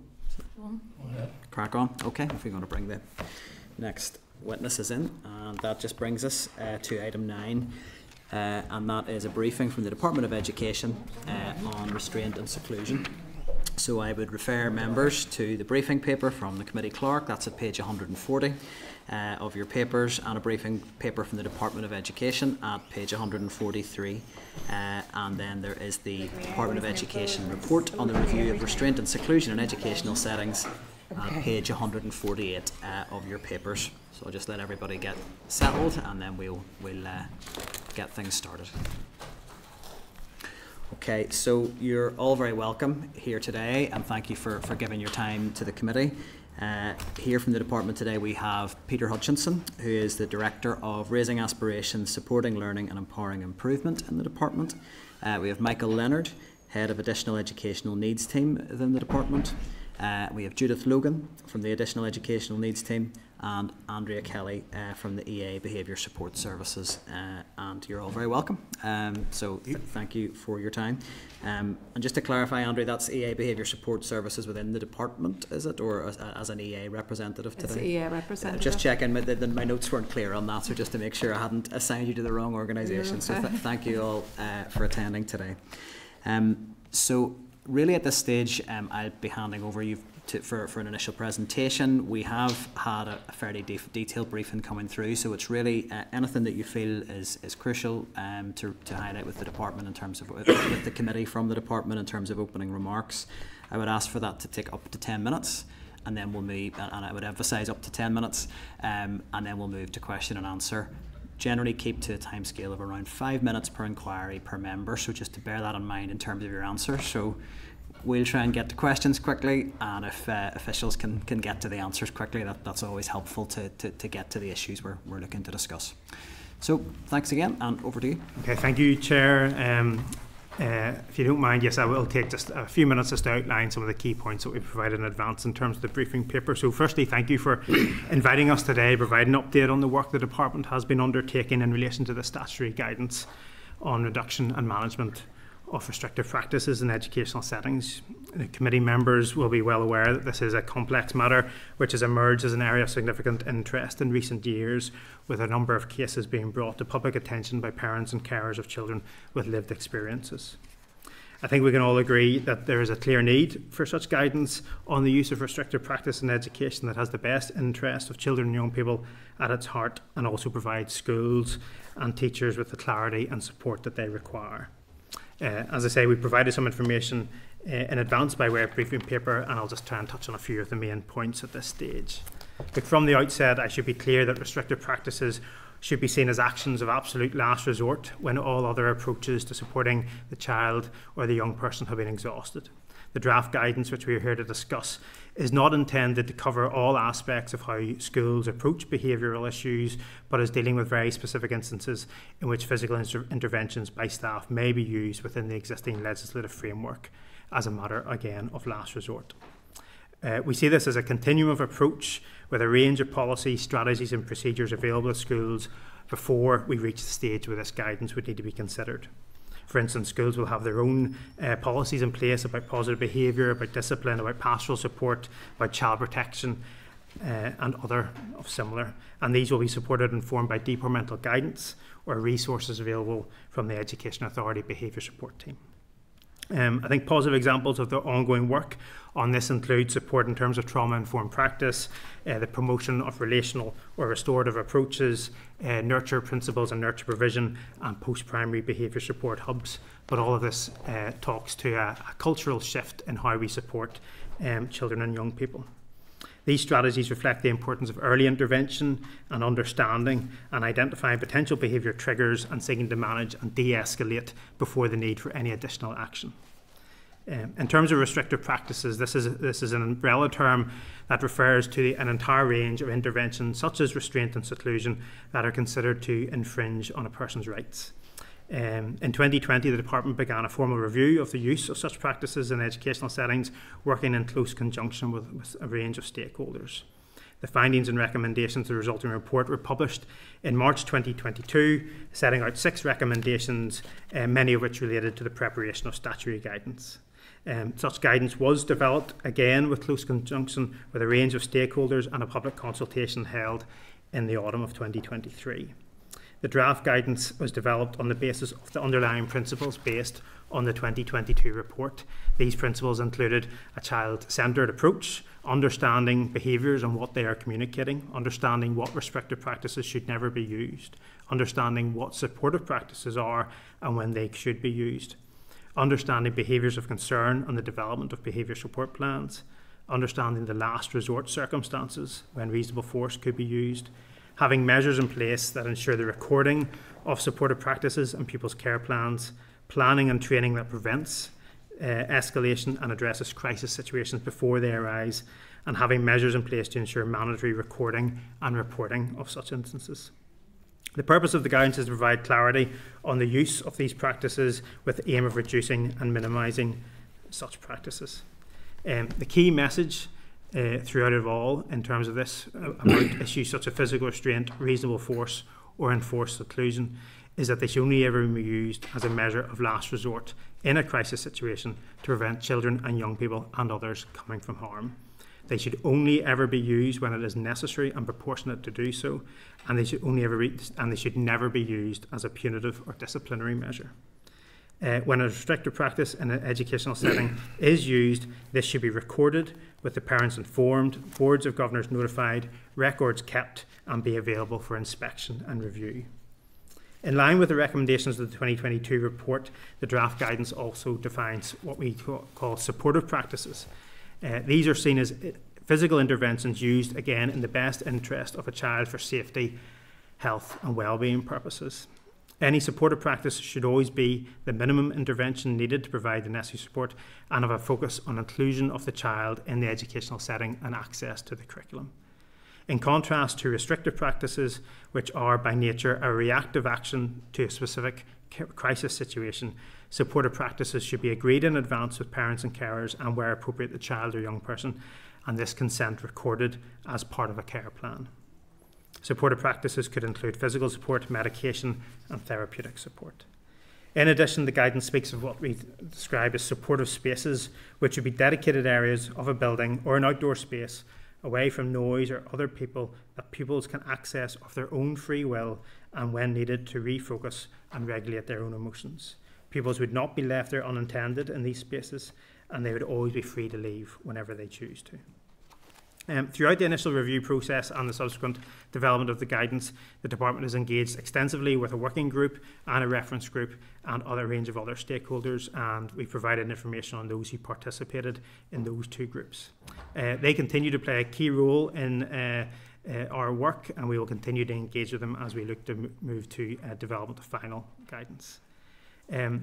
During the consultation period, we also undertook online face-to-face engagement with sessions with, again, a range of stakeholders, and that included parents with lived experience, children and young people, school principals, both within mainstream and the special school sector, teaching unions and others. The Department has carefully considered the views expressed in the consultation and prepared an analysis report that is currently with our Minister for consideration.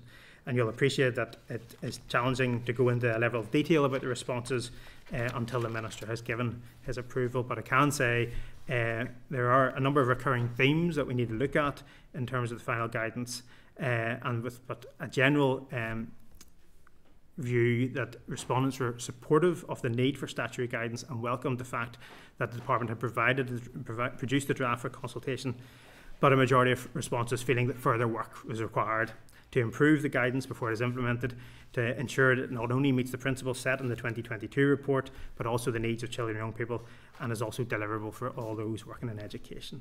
We will, of course, write to the committee as soon as the report is ready for publication.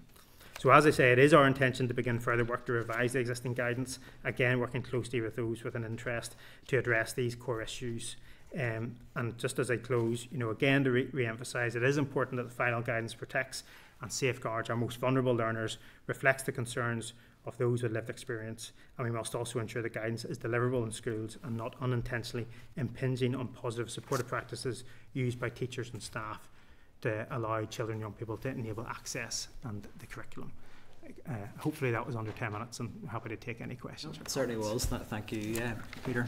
And I would sort of say that maybe how you concluded there would sum up a little bit of my engagement with stakeholders in this space. They welcomed the draft guidance coming through. They welcomed that there was a consultation, but certainly more work to be done was the feedback. And I think it is reassuring at this stage. Obviously, we will see what comes out, that we're not being advised that effectively this is what we're the draft guidance is what we're going to be dealing with as the final version, and that the consultation hopefully will be engaged with thoroughly, because there are a lot of views that I think do need to be taken into account. I wanted to ask just about a couple of things, and I raised this with the Human Rights Commission where they were in, and it is around Article 4.1c of the 1998 Education Order about the use of reasonable force to maintain good order and discipline in a school setting.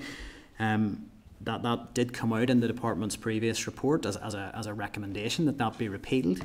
I would be keen to understand, is that still the direction of travel? Is it the department's position that will be repealed? Well, I think, Chair, just to confirm, yes, as you say, that was a key recommendation in the 2022 review, and as you just state, the Minister is considering the consultation responses, the analysis we've undertaken, along with briefing on this issue of repeal of that article, as a sort of the two are extremely linked, really, in the delivery of the final guidance document, and he is considering those issues as a whole before we make a decision on further progress. I think it is natural and understandable to expect the Minister and incoming Minister to look at this before he makes a final decision, and also to consider where this sits within his legislative framework and his timetable. Just a note, we are conscious that England and Wales still have that same provision within their legislation and are working on guidance on the same basis, and we are working closely with our colleagues in jurisdictions to look at that. So it is under consideration in terms of the consultation report, but we're still mindful of what the 2022 review said. And look, I know you can't speak for the Minister in terms of how he'll ultimately decide on this. Your response doesn't surprise me, as I think some of the Minister's responses on this have indicated it is under active consideration. I am disappointed that is not something that is just being taken forward as an action. I know Minister McElveen had accepted the recommendations of the review in its entirety, and every stakeholder who has an interest in children's rights, human rights, seems to speak with one voice in this, that there's no need for this to be on the statute book. And I would like Northern Ireland to be leading in this and not waiting to see what England and Wales do. So I would emphasise from my position, be very, very keen to see that taken forward as an action. I accept that, Chair, and I just emphasise, not to mislead the committee in any way, that it is natural that the Minister would wish to consider this issue in its fullness, along with the previous consultation, the previous review, and what stakeholders said in the analysis report, and also, when it comes to making a legislative decision, that he fully understands both the consequences in terms of what's intended and what may not be intended as well. So look, that is just the consideration that's ongoing at the minute. There are a number of things that I would like to raise, and I don't think I'm going to have time to do it. I think what I would probably like to highlight is around just some of the language in the guidance, and I think if we're going to get this right, what was very clear from our previous briefing is that this is a complex area, but it is absolutely critical for everybody involved that we get it right. And for me, that is going to look like guidance that is clear, that there's as few grey areas as possible. So I'm a little concerned, and I've had a lot of feedback around the repeated use of should in the guidance. That there is a suggestion that things should be done unless there is good reason not to. I would be of the view in this sort of area that it's going to be very hard to find a good reason not to do some of these things. Some of the examples we've got is that settings should review their policies. Again, I can't think of a reason why they wouldn't want to do that. That they should take into account legislation and policy relevant to children and young people. Again, I can't think of a reason why a setting would not want to do that. We've got an emphasis that should be on the reduction and minimisation of restrictive practice, should ensure that where restrictive practices are used, the minimal intervention is required, and there are others. I understand that there is the caveat in there about good reason not to, but is it not the case that if we want to get this right, that it needs to be clear, and that probably everybody, teachers who want to make sure that they have the right support to do the right thing by the children in their care, parents who want to be sure their children are safe in school, and in terms of children's rights, is it not the case that we should remove the grey areas and make these clear statutory duties that settings must comply with? Yeah, well, absolutely take your point, Chair, on the need for clarity and consistency in this, and I think we need to take that back whenever we develop the final guidance, that the document is understandable to all those who we think is the audience. Ultimately this was in the initial phase for educational settings, but we also need to think of it as clear for parents and for children and young people and how we present that in the final document. I should really say this may come down to just legal terms in terms of what is legally required based on existing statute compared to what is not really in the case, and this guidance would have gone through our legal advisors on that, so I think that is probably something to bear in mind. But I do take the point on clarity, and I do take the point on being clear about the roles and responsibilities of school leaders delivering the guidance. I don't know if this is new statutory guidance though, so you can create new duties in this. Am I right in saying that? Yes, well, we'll go through that with our legal advisor to make sure the appropriate use of should and must in this terminology. I don't know if Judith or Michael want to comment on that. No, just to reiterate, at the word must is used when the person in question is legally required to do something, and should when the advice is set out, which should be followed unless there's good reason not to. But as Peter says, I think when we look to revise the guidance and allow the consultation responses, we want to revisit all that terminology and take it through DSO again, just to make sure that we are saying exactly what we want to say. I take your point about clarity, about those who are using it need to know what they're expected of, and those who are using it from a user perspective in terms of a parent or a child need to know what's expected as well. So we're going to take that point. One other question, just on language. Could I just one short point there, just in terms of that point that Nick's raising. I mean, it says in paragraph 10 here, the draft guidance makes clear that restrictive practices should never be used as a punitive measure. I mean, that must be a clear case where must be used. Yes, well, we can again take that point about looking at what the legal terminology is, but that is the message that we're trying to set out, and that is a key message. You're right, Pat, that these mustn't be used as disciplinary. But again, it might just come down to legal terminology. But we're happy to take that point away to make sure that we're not missing a trick on that. I think we need as much clarity as could possibly provided in this space. I think is the clear message. The only other thing is just on language. It is around. The focus on reducing and minimising restrictive practices. There is a statement in there, I think it's referenced, that you're looking to be compliant with UNCRC and UNCRPD. The language in those documents would be around eradication or elimination of restrictive practice. I know we're on a journey to this, but surely that's where we all want to get to. Is it not appropriate to have that in there rather than reducing and minimising? Yeah, well, as you say, this is a journey, and I think in the guidance tries to set a very high bar, and as I sort of set out in the opening statement down in the briefing paper, that this has to be a very high bar in terms of crisis situations on specific circumstances.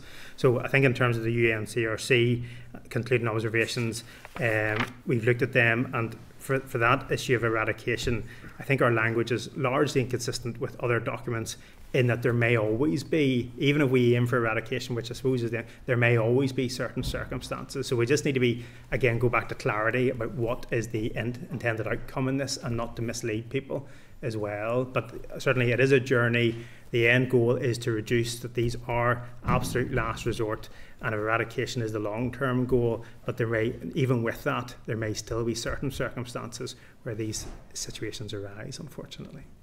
And I think the feedback from stakeholders has been around that maybe stronger language around moving towards elimination it would be welcomed. But I will leave that with you, and I am reassured to know that this is not what we're looking at in draft guidance is by no means the final iteration. But I do hope that the feedback from across the board is taken on board as widely as possible. I'll bring the Deputy Chair in. Thanks, Chair. I want to ask the same question as I asked the Human Rights Commission when they were in, and it's about oversight and accountability in whatever process or procedures are put in place. So I mentioned the Zimbardo experiment,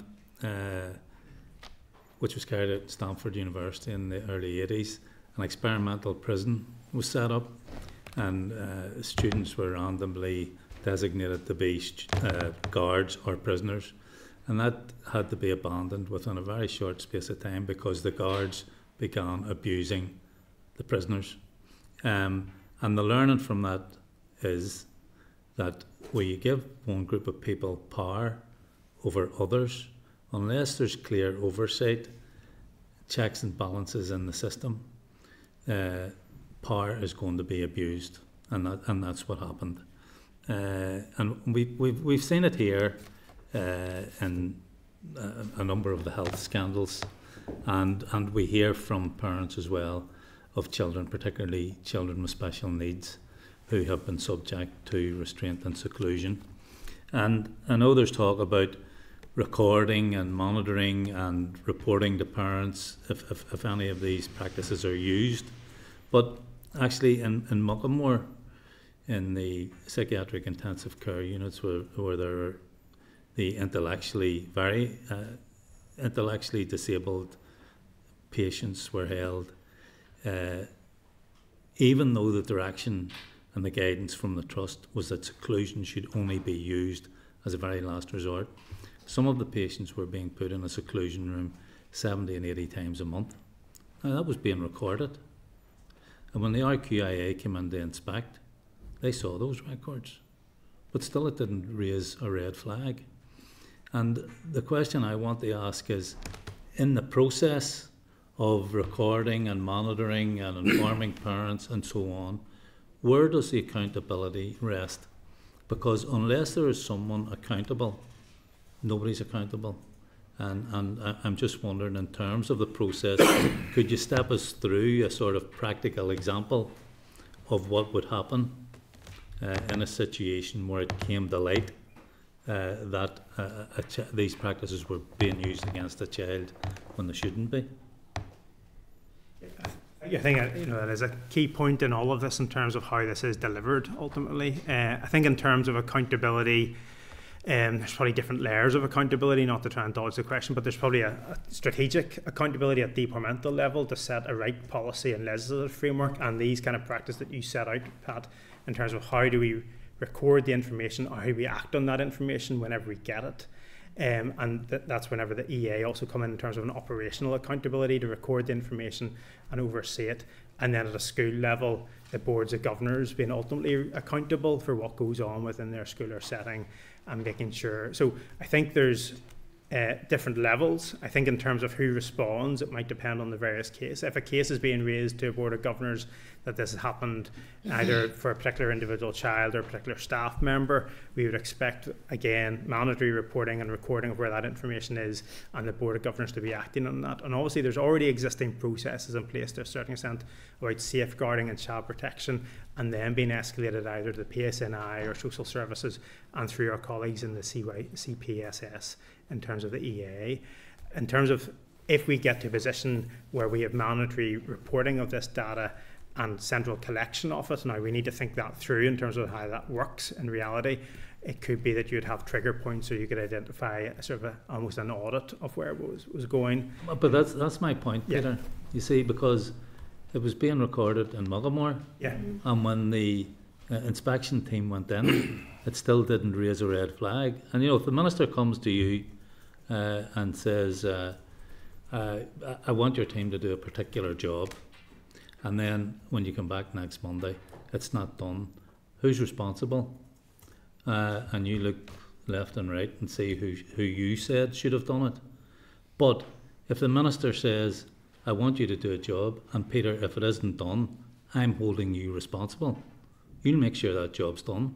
Yeah, I think that goes back into, now, on the point that you make about Muckamore, we are working closely with health colleagues and PHA colleagues to try and understand both how their guidance operates in reality, understand how it aligns with our own guidance, and also the lessons learned from certain circumstances you outline in terms of the gaps in provision, so we can do that with our own kind of inspectorate function and make sure that they, if this is where it's being identified, so there might be other different routes how it's identified. It can be identified by notifying the parent in the first instance, be identified by the Board of Governors being notified and recording that information. It can be identified by the ETI coming in to inspect. It can be identified by the EA or DE withholding the data and looking at it at a disaggregated kind of school level population data.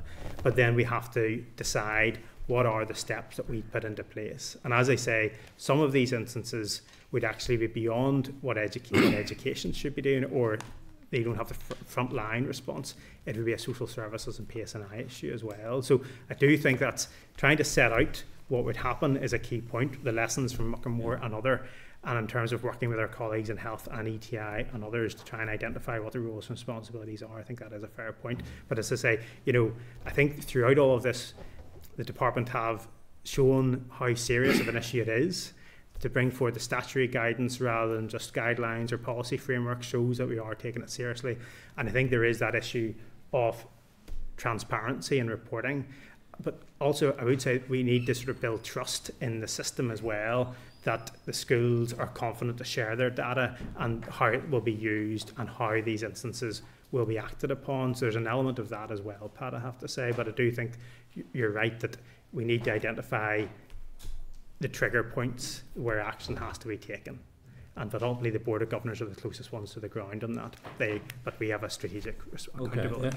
And just a quick one, I suppose I'm asking you if the direction of travel here is for the elimination of these restrictive practices. And I know, and even the Human Rights Commissioner saying there may be some circumstances in which they're necessary. I'm not sure I accept that, because I have heard from experts previously that there are always de-escalation techniques that can be used if there is a problem. And I'm just wondering what the mindset is in terms of formulating this guidance. Is it about elimination, or is it about just clearly identifying where they should be used? Just ask for a brief response on that one, Peter.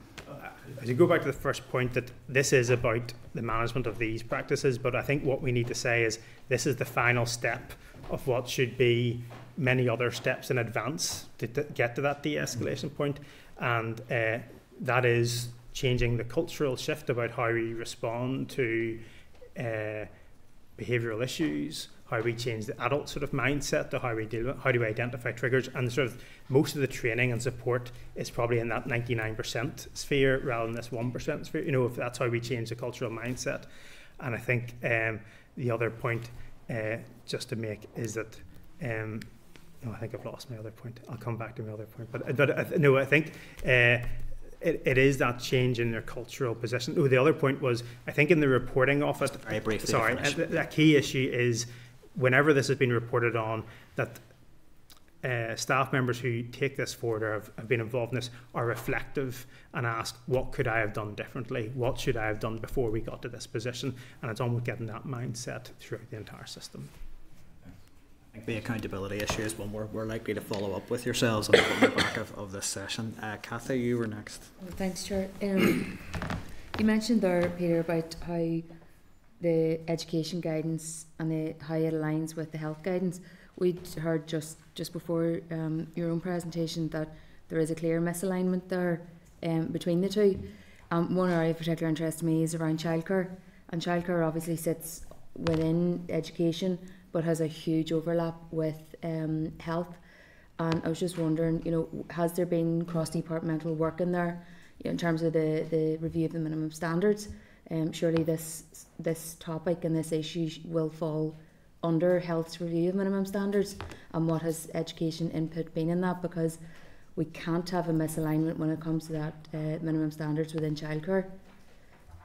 Yes. So I think that the alignment with health is a key point. I think the childcare point is one that we're maybe not as cited on, unless I maybe let Michael and Judith come in a second. But certainly the guidance as it was drafted was really for all grant-dated educational settings, and childcare obviously falls out of that. So I think that is a fair point that we need to... childcare and early years. Yes, obviously some of them will fall within education, be granted, and some will fall outside of what the scope of the guidance is.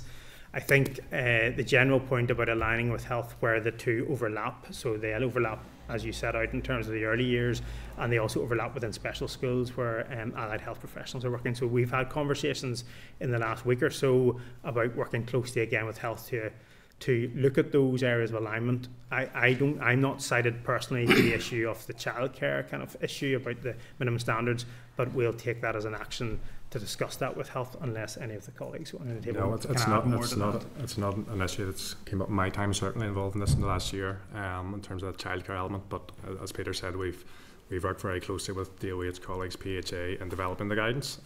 It hasn't emerged as an issue, but we met them just last week, and they'll continue to be involved. So it's something we can certainly pick up with them as a so I think we'll need to consider how the guidance applies to settings outside the grant-aided educational sector and where those fit. And it might be that the childcare, if they're within the remit of health, that they fall under the code of practice that they've set out.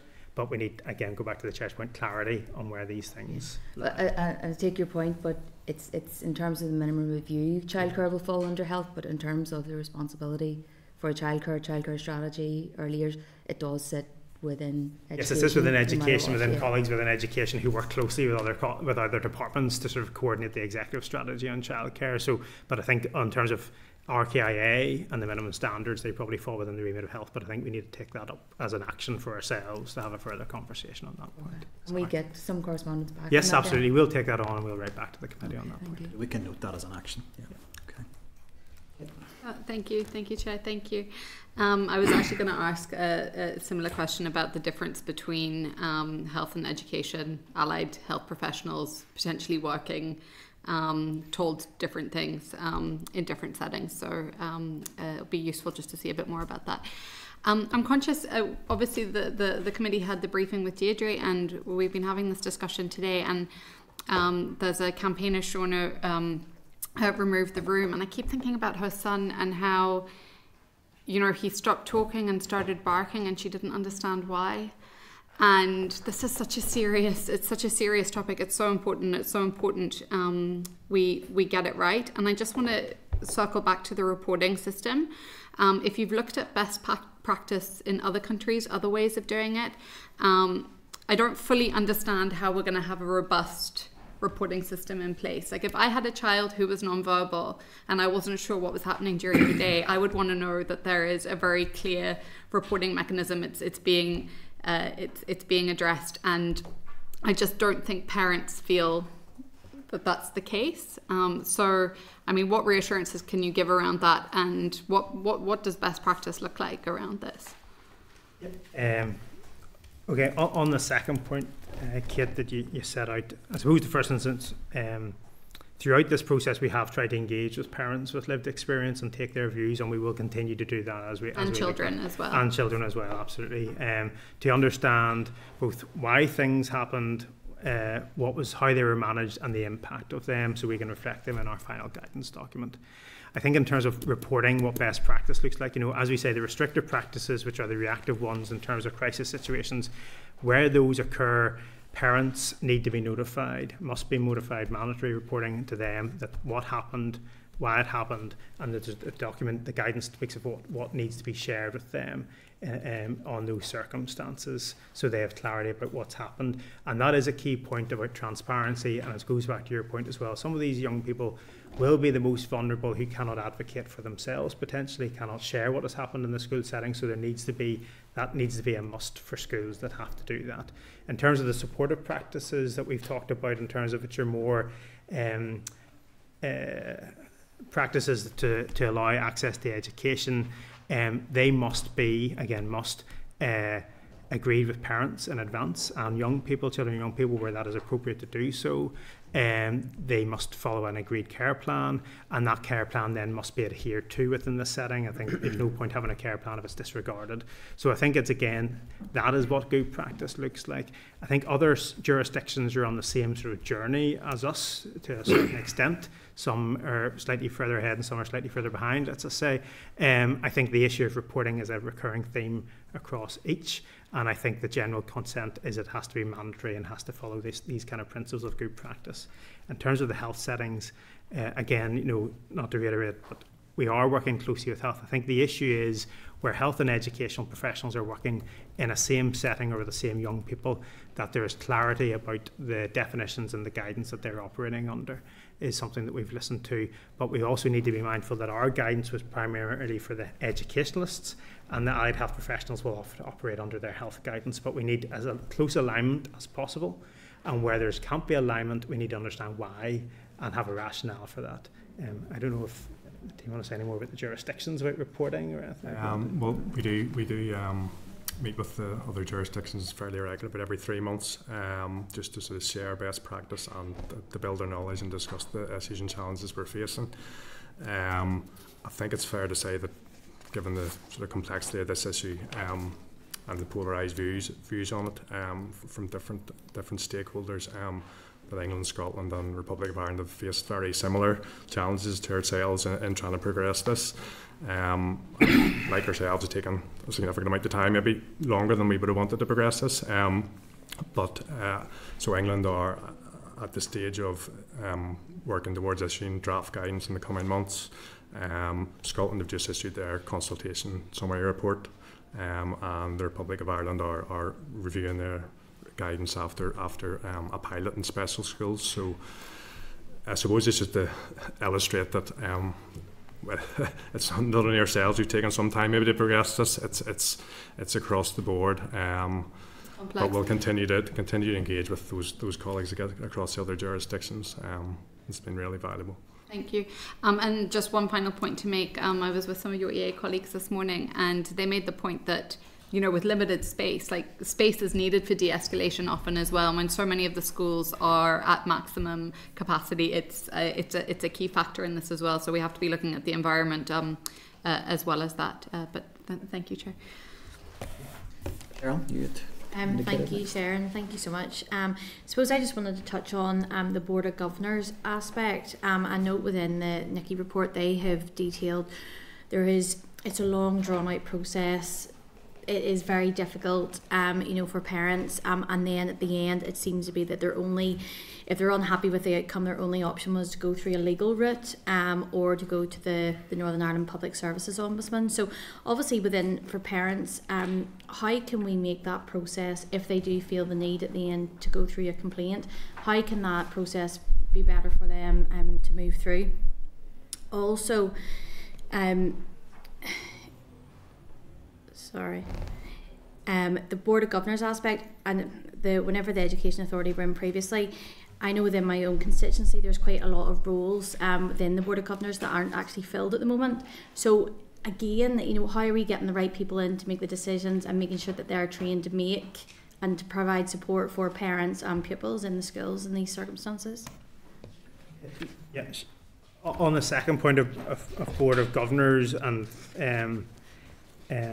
slightly outside my remit, but I fully agree. I think the department accepts that Board of Governors are absolutely vital to the running of schools, and there is often a struggle to get a range of skills, but also just individuals to volunteer for Board of Governors. So I think I think work is being done in the department about recruitment strategies, and it will vary depending on the sector and the stage of education. But I think for us, for this piece of work, it's important that we can provide that kind of, not only the training support to educators, but also to the Board of Governors, so they fully understand what their roles and responsibilities are in terms of legal provision, and also in terms of child protection or safeguarding, but they are fundamentally important.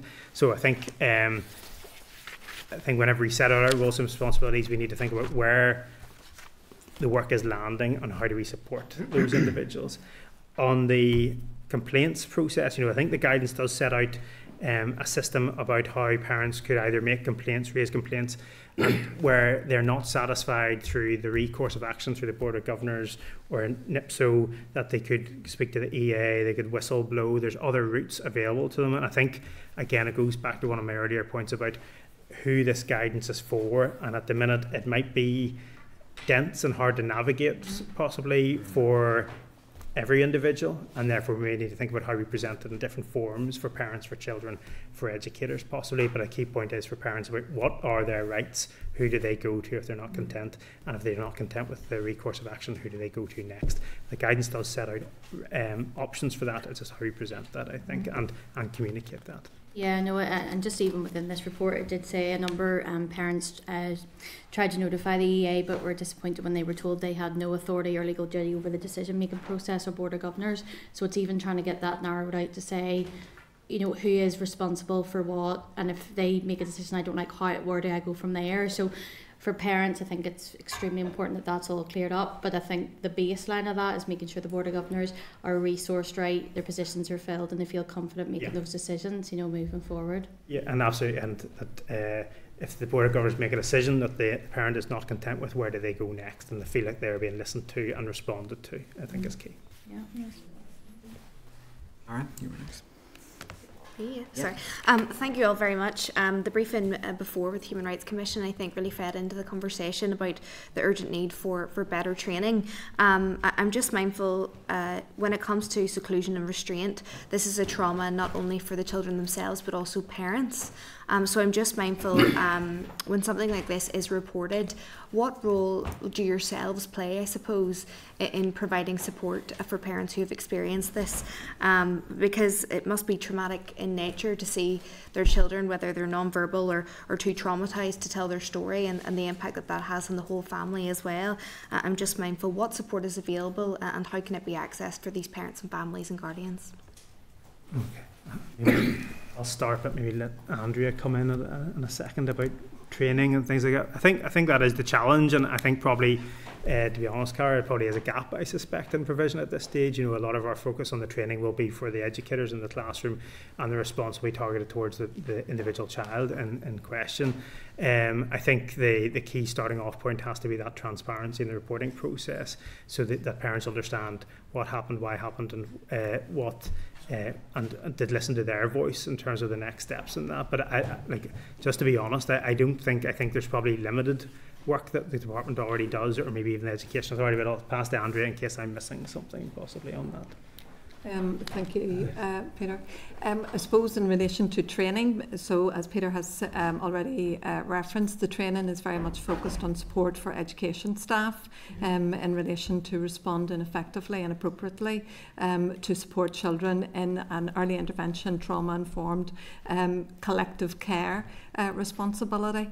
As in relation to support for parents, I suppose maybe it's just to build on what Peter has already said in relation to also accountability. So children who require a level of reasonable adjustment to help them access learning effectively should have an appropriate support plan in place, which should have been developed in conjunction with their parent or carer, and also with the voice of the young person as well. So when there is a situation that happens where there has been a need to review the existing measures that are in place, that plan should be reviewed appropriately with all the original people that established it. And any modifications to that plan would require a complete redraft in relation to that plan and any other supporting plans that would be in place for that young person. And again, the Education Authority would be encouraging that there would be a post-incident reflective space for education staff as well, to look at, you know, what happened, how could we have avoided this situation, what are the learns for this situation, and also then engaging with the young person as well. I suppose really the Education Authority's focus in relation to supporting young people is very much coming from a trauma-informed response, and that is why I'm saying it's a collective care response, which should really heighten that sense of governance around supports that are in place for individual children. But maybe just to I suppose what Peter has said, by way of specific training for parents in relation to this, the authority at the moment does not provide that, but we would provide parental programs around supporting your young person to access education effectively alongside what their special educational needs are. And is there any mechanism to help, signpost parents who have endured something like this with their children to, like, mental health support, for example? Is that something that you work on or work? Yeah, well, certainly, I suppose in the wider kind of emotional health and well-being kind of framework, we could look at that, and again, that's mostly targeted towards individual pupils again, and pointing towards those services that those individuals may require. But I suppose it goes back to one of the first comments about this guidance was primarily with an education audience in mind, and maybe we do need to. There's a bit of work that we need to think about. Well, what are the messages for both parents and for children and young people, and take some of those points that you make, Cara, in terms of what they should expect if these circumstances arise and what support should be available, but whether or not it's within the gift of the department or the EA, we'd need to scope that out. I have time for one more question, very quick briefly. Answer, and absolutely on that proviso. Yeah. Just around then, I had asked this to the Human Rights Commission about the importance of whistleblowing and transparency. If there has been an issue with restraint and seclusion, it's been used wrongly. Can you talk us through any current avenues that are there for whistleblowing, and if there is any hesitancy to come forward and whistleblow, what would your advice be? Well, I think, I suppose the advice has to be, if this has happened and you don't, if you go through the course of action that we've described, and ultimately the Board of Governors, but the whistleblowing guidance is within the document about going to the EA and again advising what has happened and expecting a response. So I think it's with any kind of issue like this. So it has to be speak up, and do come forward. And if you don't think you've been listened to at the first instance, to come forward in the EA, and it's the whistleblowing link is there within the document. Thank you very much. Thank you, Chair. It's something we may pick up in correspondence. We're going to have a conversation after, but there does seem to be just that feedback comes through from parents that sometimes when concerns are flagged, that navigating that process through boards of governance, boards of governors, complaints to NIPSO, the department can feel a bit hands-off in that process. And I know that there's probably a legislative reason for that, that the powers may or may not be there, but it would be good maybe to explore that in a bit more detail, but we can pick that up. Robbie, you'd indicated next. Thank you, Chair. Thank you guys for your presentation. I heard the term an agreed support plan being used, and I'd asked a question of the Human Rights Commission when they were in about the challenge to get a single defined and agreed definition between health and education. And given that a lot of our children and a lot of the children that this would probably apply to is that they would have health professionals working alongside educational staff at the same time, and sometimes maybe not in the same setting. And it would be awfully confusing for parents and professionals then to understand in what context they're operating. So is it unavoidable, do you think, or should it still be our goal to try and get to the gold standard, which I think is a single definition and some universal, regionally agreed a set of guidance in behind that? Because I think the risk then exists if we can't agree that, then we put other people at risk, as well as the child, the family, and but also the professionals that are trying to do their best for their children. Just a single definition of what phrase? So in terms of what constitutes seclusion and restraint, and then what actions, if it was ever appropriate. I do like the health perspective, which is that this should never be. However, we also have to accept that there are some instances for the pupil safety or the safety of others. And if that is the case, and sorry, just to add in here in case I forget, the other thing that I had asked was, and I'll ask you guys, what work is being done to promote a duty of candour with those that, whether it's teachers or classroom assistants and so on, to promote early recording and reporting and identification, to have those very early conversations where this, and I think that's where the real answer will be, by the way, in terms of giving confidence. Yeah, I think on the first point, Robbie, in terms of the definitions. I do think there's significant alignment already on the restrictive practices about how they're the definitions.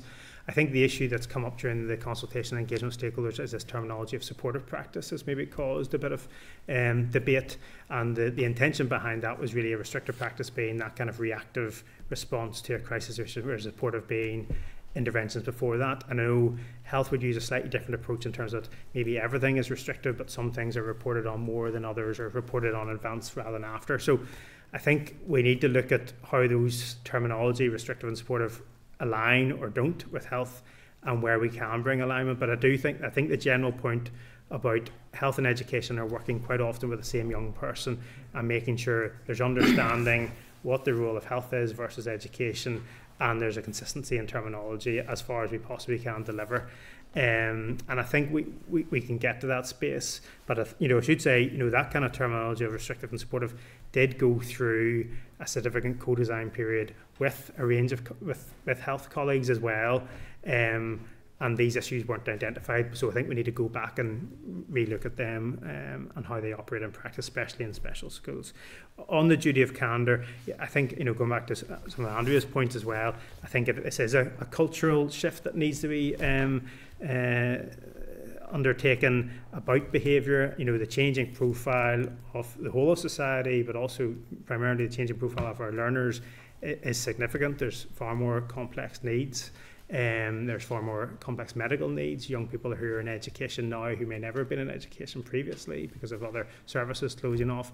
So we do need to support our education staff to support these young people as best as possible. And I think, as I said earlier, the vast majority of the work is about changing that culture before we get to this stage, in terms of nurture principles, nurture provision, behaviour support, trauma-informed practice, things like that. So I think that is an important. Glad you used the word culture, because it's in the previous Education Committee, Pat will remember this, with the problems that were in the EA in regards to the backlog and statements. There was in that particular office, there was an issue with culture, and hopefully we've moved on, but culture will be a big part of this. Certainly, Robbie, you'll be aware of the ongoing work in terms of the end-to-end review of special educational needs and the work on sort of a more inclusive model for education. So I think all of this works together with that to have a system which better reflects the needs of the young people today rather than maybe previously.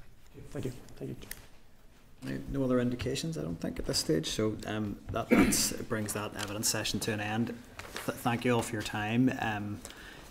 I think degree of reassurance that this is, we're not looking at a finished article, but I think there is an awful lot that the committee would be keen for the department to take away here to get this right for everybody who is impacted by this issue. But thank you for your time. Thank you very much. Thank you. Back to balloon. Thank you. So, while the officials are making their way out, we'll maybe just clarify any actions arising from that evidence session. Okay, so I think it would be helpful if the committee were to just refer the department to the briefing that they received earlier from the Human Rights Commission, and we haven't got a Hansard of it, but we've got a watch again that we can provide. And then a lot of the issues that were raised in the session with the department were to do with alignment with the Department of Health. So the committee last week agreed to seek a concurrent meeting with the Department of Health, and I think this is likely to be one of the agenda items. So there was, Cathy had a specific point where the witnesses hadn't envisaged working with the early years aspect, wasn't it? Because childcare sits within education and our QIA minimum standards within DOH, so that's something to alert, I think, in a letter to the department. Also, you had a point about accountability that you wanted to come back on, Chair. Yeah, I think it came through in both briefings. Just that Cheryl raised it there towards the end as well. Just I think making sure that, number one, if we're recording data, that somebody takes ultimate responsibility for it. So when does the red flag get raised when there's an issue? And then I think also what assurances can the department provide that there is a robust process by which parents' concerns can be flagged and identified. It's mapped for parents, I guess, because you talked about layered, an answer to Pat, I think, about sort of layered accountability, but if there's too many layers of accountability, you can't expect sort of Joe Blogs in the street to know how to navigate that, and some kind of simple as possible mapping of that would be useful. And then I think I would be keen if there's agreement around Article 4.1c to get a clear direction from the Minister as quickly as possible around his intentions on that. And I don't necessarily think that has to sit within this draft guidance. I think that as a standalone policy area, I would be very keen to get a response from the Minister on that. Yeah, so that's to repeal the article about discipline, order and discipline. Yeah. Okay, and just I think the witnesses conceded as well that the guidance was devised for education workers, but it might be helpful for them to have messaging for parents and young people within that as well. So I think that could go in the letter too. Yeah. Anybody have anything else? All agreed? Okay, that's great. So that brings us to item 10, which is correspondence. We've had quite a bit of correspondence through, so we'll try and go through it as quickly as we can. So, as always, if there's anything I don't highlight, please feel free. Any members who want to highlight a particular item, please do so, but I'll go through anything where I think we need a committee decision, or which is worth particularly noting. Correspondence is at pages 186 to 364 in your packs, and there were just a couple, there was maybe one or two just tabled quite later, one just landed during the meeting there, and tabled papers if you have a chance, but I think given its content we may roll that over to next week so we have proper time to consider it. Item 10.2, page 190, response from the Department of Education. It's further information on fiscal and budgetary issues raised by the committee. Our members content, as we had with a previous piece of correspondence last week, that we refer this to RAISE and the Financial Scrutiny Unit and the Committee for Finance to get some more detail on this. We are looking at a budget debate coming up very soon in the Assembly, and I do think we're still quite light on detail from the department. So our members agreed we take that approach with that. Item 10.4, page 327, it's a response from the Department of Education regarding childhood illness and resulting trauma. I would propose that we note the response but share that with the correspondent that had originally raised the matter with the committee. Is that agreed? Item 10.5, a response from the Department of Education in relation to the development proposal for Downey House Preparatory School. I would propose, but again I know we've had conversation around this in committee before, so happy to hear other views, but I would propose that we note the response and share with the Downey House parents. Yeah, Chair, just to come in, and I know the committee doesn't want to get into individual cases, but in this case the principal has just resigned, and so the need for a decision on the DP is really a matter of urgency, and I just think saying at the bottom of a letter we can't tell you isn't really good enough. So I quite like to push for a date. I can do that as an individual member if others aren't content, but like there are a lot of these that are outstanding, you know, and we need a timeline. Schools need a timeline for when these decisions are being taken. Well, it was flagged in our session last week around the general delays around development proposals being decided upon. I mean, we if members are content, we could. I mean, I think we must share it with the parent group. I think that's a clear action. But if members are content, I mean, I would propose that we can go back to the department and say that the feedback we're receiving is that the matter is pressing and that a timescale would be welcomed. Yeah. Members are agreed. Thank you. Okay. Item 10.6, page 332. It's a response from the EA in relation to long COVID in the school environment. Are members content that we note the response and share it with the correspondent that raised the matter with the committee? Yes. Item 10. That was agreed, yep. So, item 10.7, page 333, that's a response from the Executive Office in relation to the recommendations that Diverse Youth NI brought to committee. We previously agreed we would hold these responses and share them on block, and my understanding is we're still awaiting a response from the Department for Economy, is that right, Clark? Yeah, so are we agreed we hold off on those and share them on block? Item 10.9, page 339, response from the Minister of Health regarding the issues raised by Unite the Union in their informal briefing to committee. Are members content we note that and share with Unite? Yes. Great. Sorry, Chair. Yes. I think the one about newcomer children, the point 8. 10.8? Yes. Apologies if I missed that. Diverse youth was before, but then newcomer children was 10.8, just the one before. Yeah, so we have the recommendation on that was to note, but I would be happy to share that with whoever had raised it initially. Can you recall where, or anyone recall who had raised those initial queries, or did that come through a question from yourself? It possibly was me, but I just want to put on record that this really annoys me, because yes, access to school is education, but it is accommodation. It's all these different things that are preventing children from going to school. So you can't just put it on the Department of Education. If children are being moved around at short notice and then they're not able to attend school and they don't have bus passes, and the Home Office isn't advising the housing executive in time, there's so many elements to it, and that is TEO responsibility. So they can't just put asylum seeking refugee kids not going to school as an education responsibility. It's TEO. I mean, I'd be very happy to propose that we respond to that letter to say that there are disparate strands of policy across all departments, and some of that works itself out in education, but to push back with TEO for further clarity on what their role to coordinate this is and an appropriate response, if members are agreed. I was dealing with a case there myself fairly recently. A family who were asylum seekers and then granted refugee status.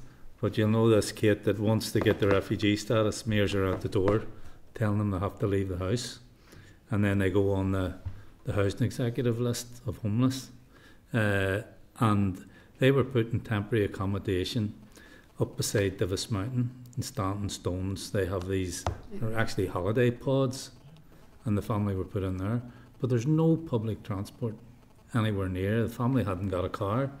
How are the kids supposed to get to school, It's crazy. So, you're right, it is cross-departmental. Chair, Danny and I both have cases similar of exactly the same. Standing stone should not be used as accommodation, especially children are missing weeks of school because they're being put in poor accommodation. So it is TEO responsibility, and I would like to know exactly what they're doing to address these issues so the children are not missing out on their education, because it's their responsibility. And I think I'm content to propose we bring forward correspondence along those lines and around the coordination aspect of TEO and what they're going to do to address that. And I'm not speaking out of turn. Do we have any idea of the scale of young people that are children that are here now? Is there anybody collating that? Is it mayors? Mayors got that, and then breaking it down in terms of. Because we have to find solutions. We absolutely have to find solutions. We have schools that can't take any further kids and stuff. And when we talk about the reality of the solutions, now I'm not offering this as a solution, by the way, guys. But I know when we were preparing for the Ukrainian families coming here, one of the solutions that had been talked about at the time was when you get, if people are going to be here temporarily, probably more so, is that it would be probably more economical and easier to put them together in terms of the education piece, and it becomes harder when you have them separated and so on. So I just think to actually fix it, we need to be really mindful of how many, what their language difficulties are, and all of those things. And as Kate said, I agree, it's a TEO sort of umbrella matter. So, Chad, we know I think there are roughly 3,000 asylum seekers in Northern Ireland, and the Executive Office would have that, but within the refugee integration strategy they will have that. And because these are people who are staying here permanently, dispersal is really important. So they can't all just be in South Belfast, it needs to be across Northern Ireland, but they have to work with the councils to make sure that there are appropriate places, there are appropriate services. The Syrian scheme was brilliant because all the sector worked together to ensure, and now you see they're thriving, the people who arrived here, but there's just no governance, there's no coordination, and these children are going to stay here, and I'm convinced in 10-15 years there's going to be an inquiry into how these children were treated, because it's appalling. So TEO have to coordinate. They've got the data, and my point is there's a difference between an asylum seeker and someone who's got asylum. That's the bit that I'm trying to get to. That's the point we're making, because they come as asylum seekers and the Home Office sends them here. Mayors provides them with housing. But as soon as they're granted refugee status, mayors then evicts them from the house they were in. And they then have to apply to the housing executive for accommodation. And it's the housing executive who then have put them in these pods up Divis Mountain. But they're moving 4 or 5 times. So when they arrive as asylum seeker, they still have access to education. They're entitled to that. So they go to a school, but then they keep getting moved. And so the school they started in, they're then out of school for periods of time. And some who have originally been in Belfast are being sent to Coleraine, put in hotels. They're using a hotel out at Aldergrove Airport and other hotels right around the north, you know. So it's very, very disruptive to children's education. Can I make a suggestion that we deal with that piece of correspondence by going back to TEO as suggested, but that we look at forward work planning to actually get in relevant people in from the department and the EAA to actually brief us on these issues. And Chair, I would recommend that we speak to Rebecca Lurda, who was she's an academic at Queen's who was referenced in the human rights piece, who did a really good piece of work on newcomer children, not just about asylum seekers and refugees, but just the experiences that children have. So we could maybe look at the full experience through her. I think that's something we should absolutely factor into forward work planning to hear that stuff in more detail. So. Okay, that's grand. And apologies, that was my mistake. Rapidly put in my correspondence. You spotted it. Just stayed on top of it. So I think we got 10.9. Item 10.10, page 341. That's correspondence from the Committee for Finance regarding the draft executive budget. And I'm just going to ask the clerk to speak to that correspondence at this stage. So in advance of the budget debate on the 28th, I think that's why this one got this letter. Sorry, just let me open it up. But the committee got on the 12th of March correspondence from DE, which gave some information about the bids that it had made. And then subsequently the committee wrote asking for two lots of information. One was the scrutiny points raised by our research services, and one was kind of like highlight information about the overturns and I wish I could get this open. So if it's helpful, this is the correspondence from the clerk to the Committee for Finance, and it was asking us for feedback in relation to the pre and post budget announcements from the Education Committee's perspective. Okay, so I was just describing the correspondence that we've had and the information that we've received. So we have had responses back from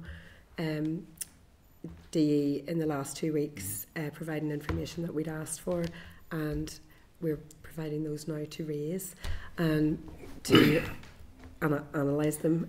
And some of their scrutiny points that they suggested to us, we did take up. So, for instance, the investing activity report of DE that we receive quite often, we've agreed to get analysis of that. So we're trying to work out all of the different resources that the department has at its disposal and how those are being creatively exploited, as well as getting information about bids and budgeting. There's a deadline of the 17th of May on the response. So in terms of responding, are you in a position to respond on behalf of the committee at this stage in relation to that? Yeah, certainly. No, that's fine. If we're agreed then. Item 10.12, page 351, that's a copy of correspondence from Mid Ulster District Council to the Minister of Education regarding childcare for children with SEN. I would propose that we write to the Council affirming the Committee's commitment to childcare reform and advising them that we can raise these issues during our evidence session on the 5th of June. Are we agreed? Mm-hmm. Item 10.14, page 355, that's correspondence from the Board of Governors of Beachlawn School, raising concerns about information that's being provided by the Education Authority in relation to the school and its provision, and it would be correspondence that I would say is reflective of feedback that I've received from a range of constituents locally and stakeholders more widely, and I think in terms of correspondence that has come to the committee as well, I think particularly around MLD schools or schools that would have defined themselves as providing more for children with moderate learning disabilities, and feeling that there is a lack of clarity in terms of EA policy around how children are placed in a particular special school, and indeed what school is even consulted with. I have a local group of parents grown up sort of grassroots in Newton Ards who have been raising these issues, and I managed to arrange a meeting with them with the Education Minister, and I believe David and Cheryl, you actually met with some of those parents recently as well. It seems to be a common theme, so I think it is really important that we do get this highlighted. So I would want to propose that we write to the Education Authority and ask for a detailed response to their concerns, but I think there is a question around lack of clarity in terms of EA policy on this. So if members are agreed, I would be very keen to get that clarity through. Okay, we agreed? Mm-hmm. Item 10.15, page 357, that's correspondence from an individual with questions around integrated education, and it was following the committee's briefing from the IEF. My understanding of it were that the questions were for the IEF, so I would suggest in the first instance that we forward the correspondence to the Integrated Education Fund for comment, unless anyone else had read that differently. Are we agreed? Right. Agreed. Item 10.16, page 358, is correspondence from an individual providing further details on their previous submission around indoor air quality in schools. Are members content that we forward those details to the Education Authority for further follow-up? And I would want to maybe just add to that, potentially also the department, but I think a lot of the things that correspondence raises are policy. They're about policy setting in terms of how air quality would be monitored, and there seemed to be some pretty good research and international best practice in there, and I would quite like to hear from the department as well as to whether they think this should be something that they are exploring at a policy level. So we agreed that could go to both department and EA. Okay. Item 10.18, page 361, that's correspondence from MENCAP raising concerns about the immediate and MENCAP and actually 3 other non-statutory preschool providers catering for children with special educational needs, and that's about their immediate and long-term challenges that providers are facing. Yeah, Danny, do you want to come in just with a suggestion? I mean, I was going to propose that we do take up their invite to brief committee, but if you want to... Yes, all I was going to say was probably sooner rather than later, just because myself and Kathy met with them yesterday, and it was like a pilot scheme last year, especially when we talk about placements. They have the most vulnerable of special educational needs as well, and most complex cases. They're providing 42 places right now in the Lisburn and Belfast area. They could stretch that out to 70. The problem is that was funded through health last time. That's running out, and if they were to go through the Education Authority, and this is where the frustration kicks in, procurement has to kick in. It'll be probably August before they would know and start planning, so kids won't start till December again. So this happened last year. I think the sooner we get them in, and again it's Education Authority, let's cut a bit of the bureaucracy and get placements sorted. Absolutely, I think we should absolutely extend that invite. Agree, it should be sooner rather than later. There's a further issue. A lot of the children who do end up with places in their settings then struggle at the P1 transfer as well, because those should be children who are absolutely on the radar but appear not to be catered for them, and they make that next transition. So we can factor that into forward work planning then, Clark, if that's agreed. Item 10.20, page 364, it's correspondence from UCAS about 2 new initiatives they're undertaking for the 2025 admissions cycle, and it's designed to reach potential applicants who may have previously ruled out higher education as an option for them. I think it's certainly worth members noting. It looks like some good interventions there. I'm imagining they're going to have shared it with them anyway, but I would suggest that just to be sure we share that with the Economy Committee as well if members are agreed. And then we had some correspondence just landing during the meeting, which appeared in tabled papers, and that's correspondence from SEAG. There was correspondence from the department in relation to SEAG, and then we've had correspondence from SEAG directly landing during the meeting. I would certainly propose that in terms of the department's correspondence that we share that with the individual who'd raised these concerns. If you recall, it was around access to some of those practice papers and materials in Irish, and in terms of how those papers were indeed written and assessed.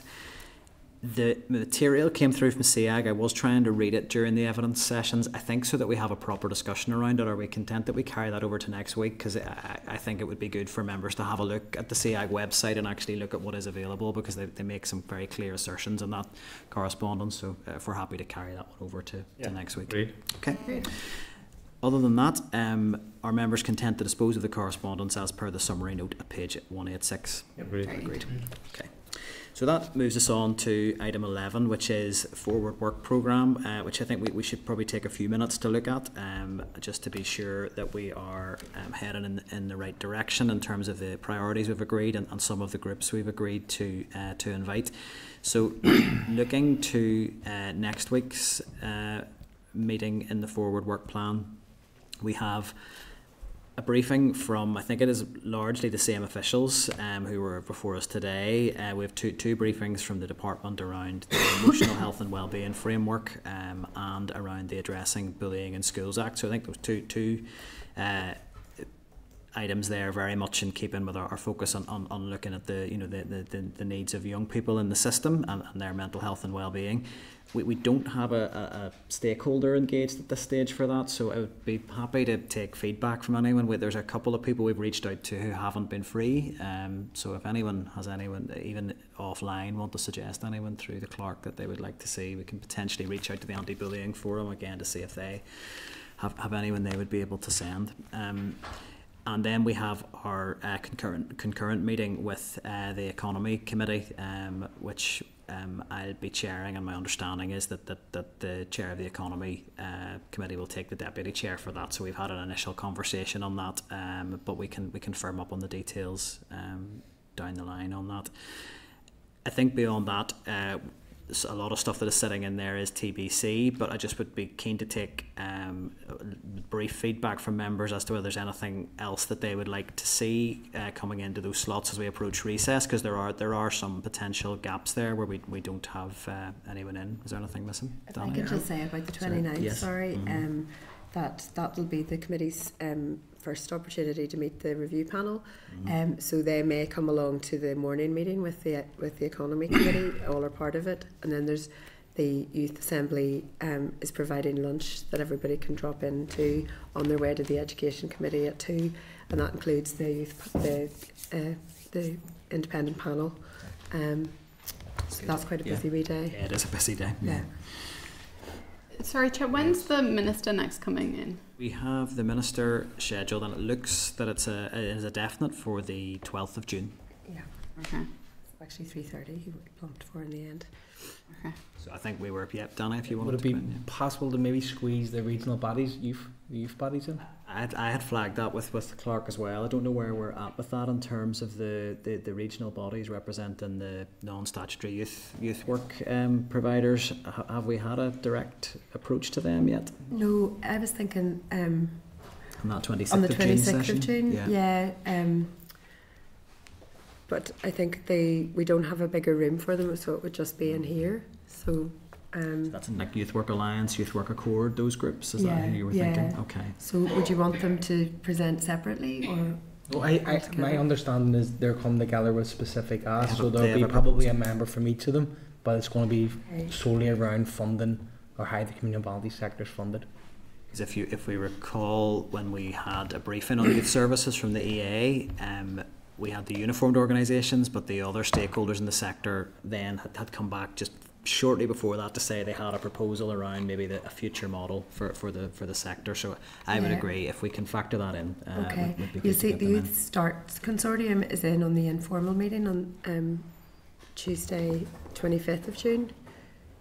Don't think Is that's that part of the same panel? No, that's not Demons. It'll be youth work. That's maybe the Bites project about something else. It was a specific issue that Bites had raised, a specific project. So I think if we can just put it there, I think we have raised youth service a number of times, and I think the potential of a joint proposal from everybody is very, very welcome. So I think it would be good for committee to hear from them. Certainly. Yeah. Okay.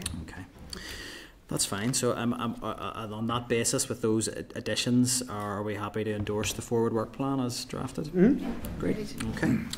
So that takes us to item 12. Any other business? Anybody have any other back to the business? youth, just reminded me, did Michael Hoggs and then the numbers, remember they say they were working with 183,000 young people, but that included all the numbers? Because it would be in your correspondence, no? Will that come through the correspondence? Yeah. It would be. How long do they normally take us? How long goes that? 2 weeks? Yeah, they normally get like 10 days or 2 weeks, depending on whether it's particularly urgent. So it should be soon. It should be in the next few days. If it's not on the next packet, maybe worth chasing that. So. Yeah. Okay. So that just takes us to the date of the next meeting, which is scheduled for next Wednesday, 22nd of May, 2 p.m, room 29, Parliament Buildings. And that leaves me just to put the question that the committee meeting does now adjourn. We agreed? Agreed. Okay. Committee Room 29. Sound.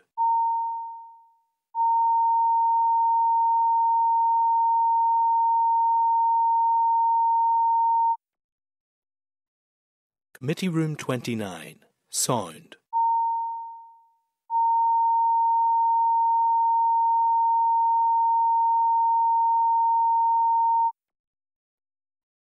Committee Room 29.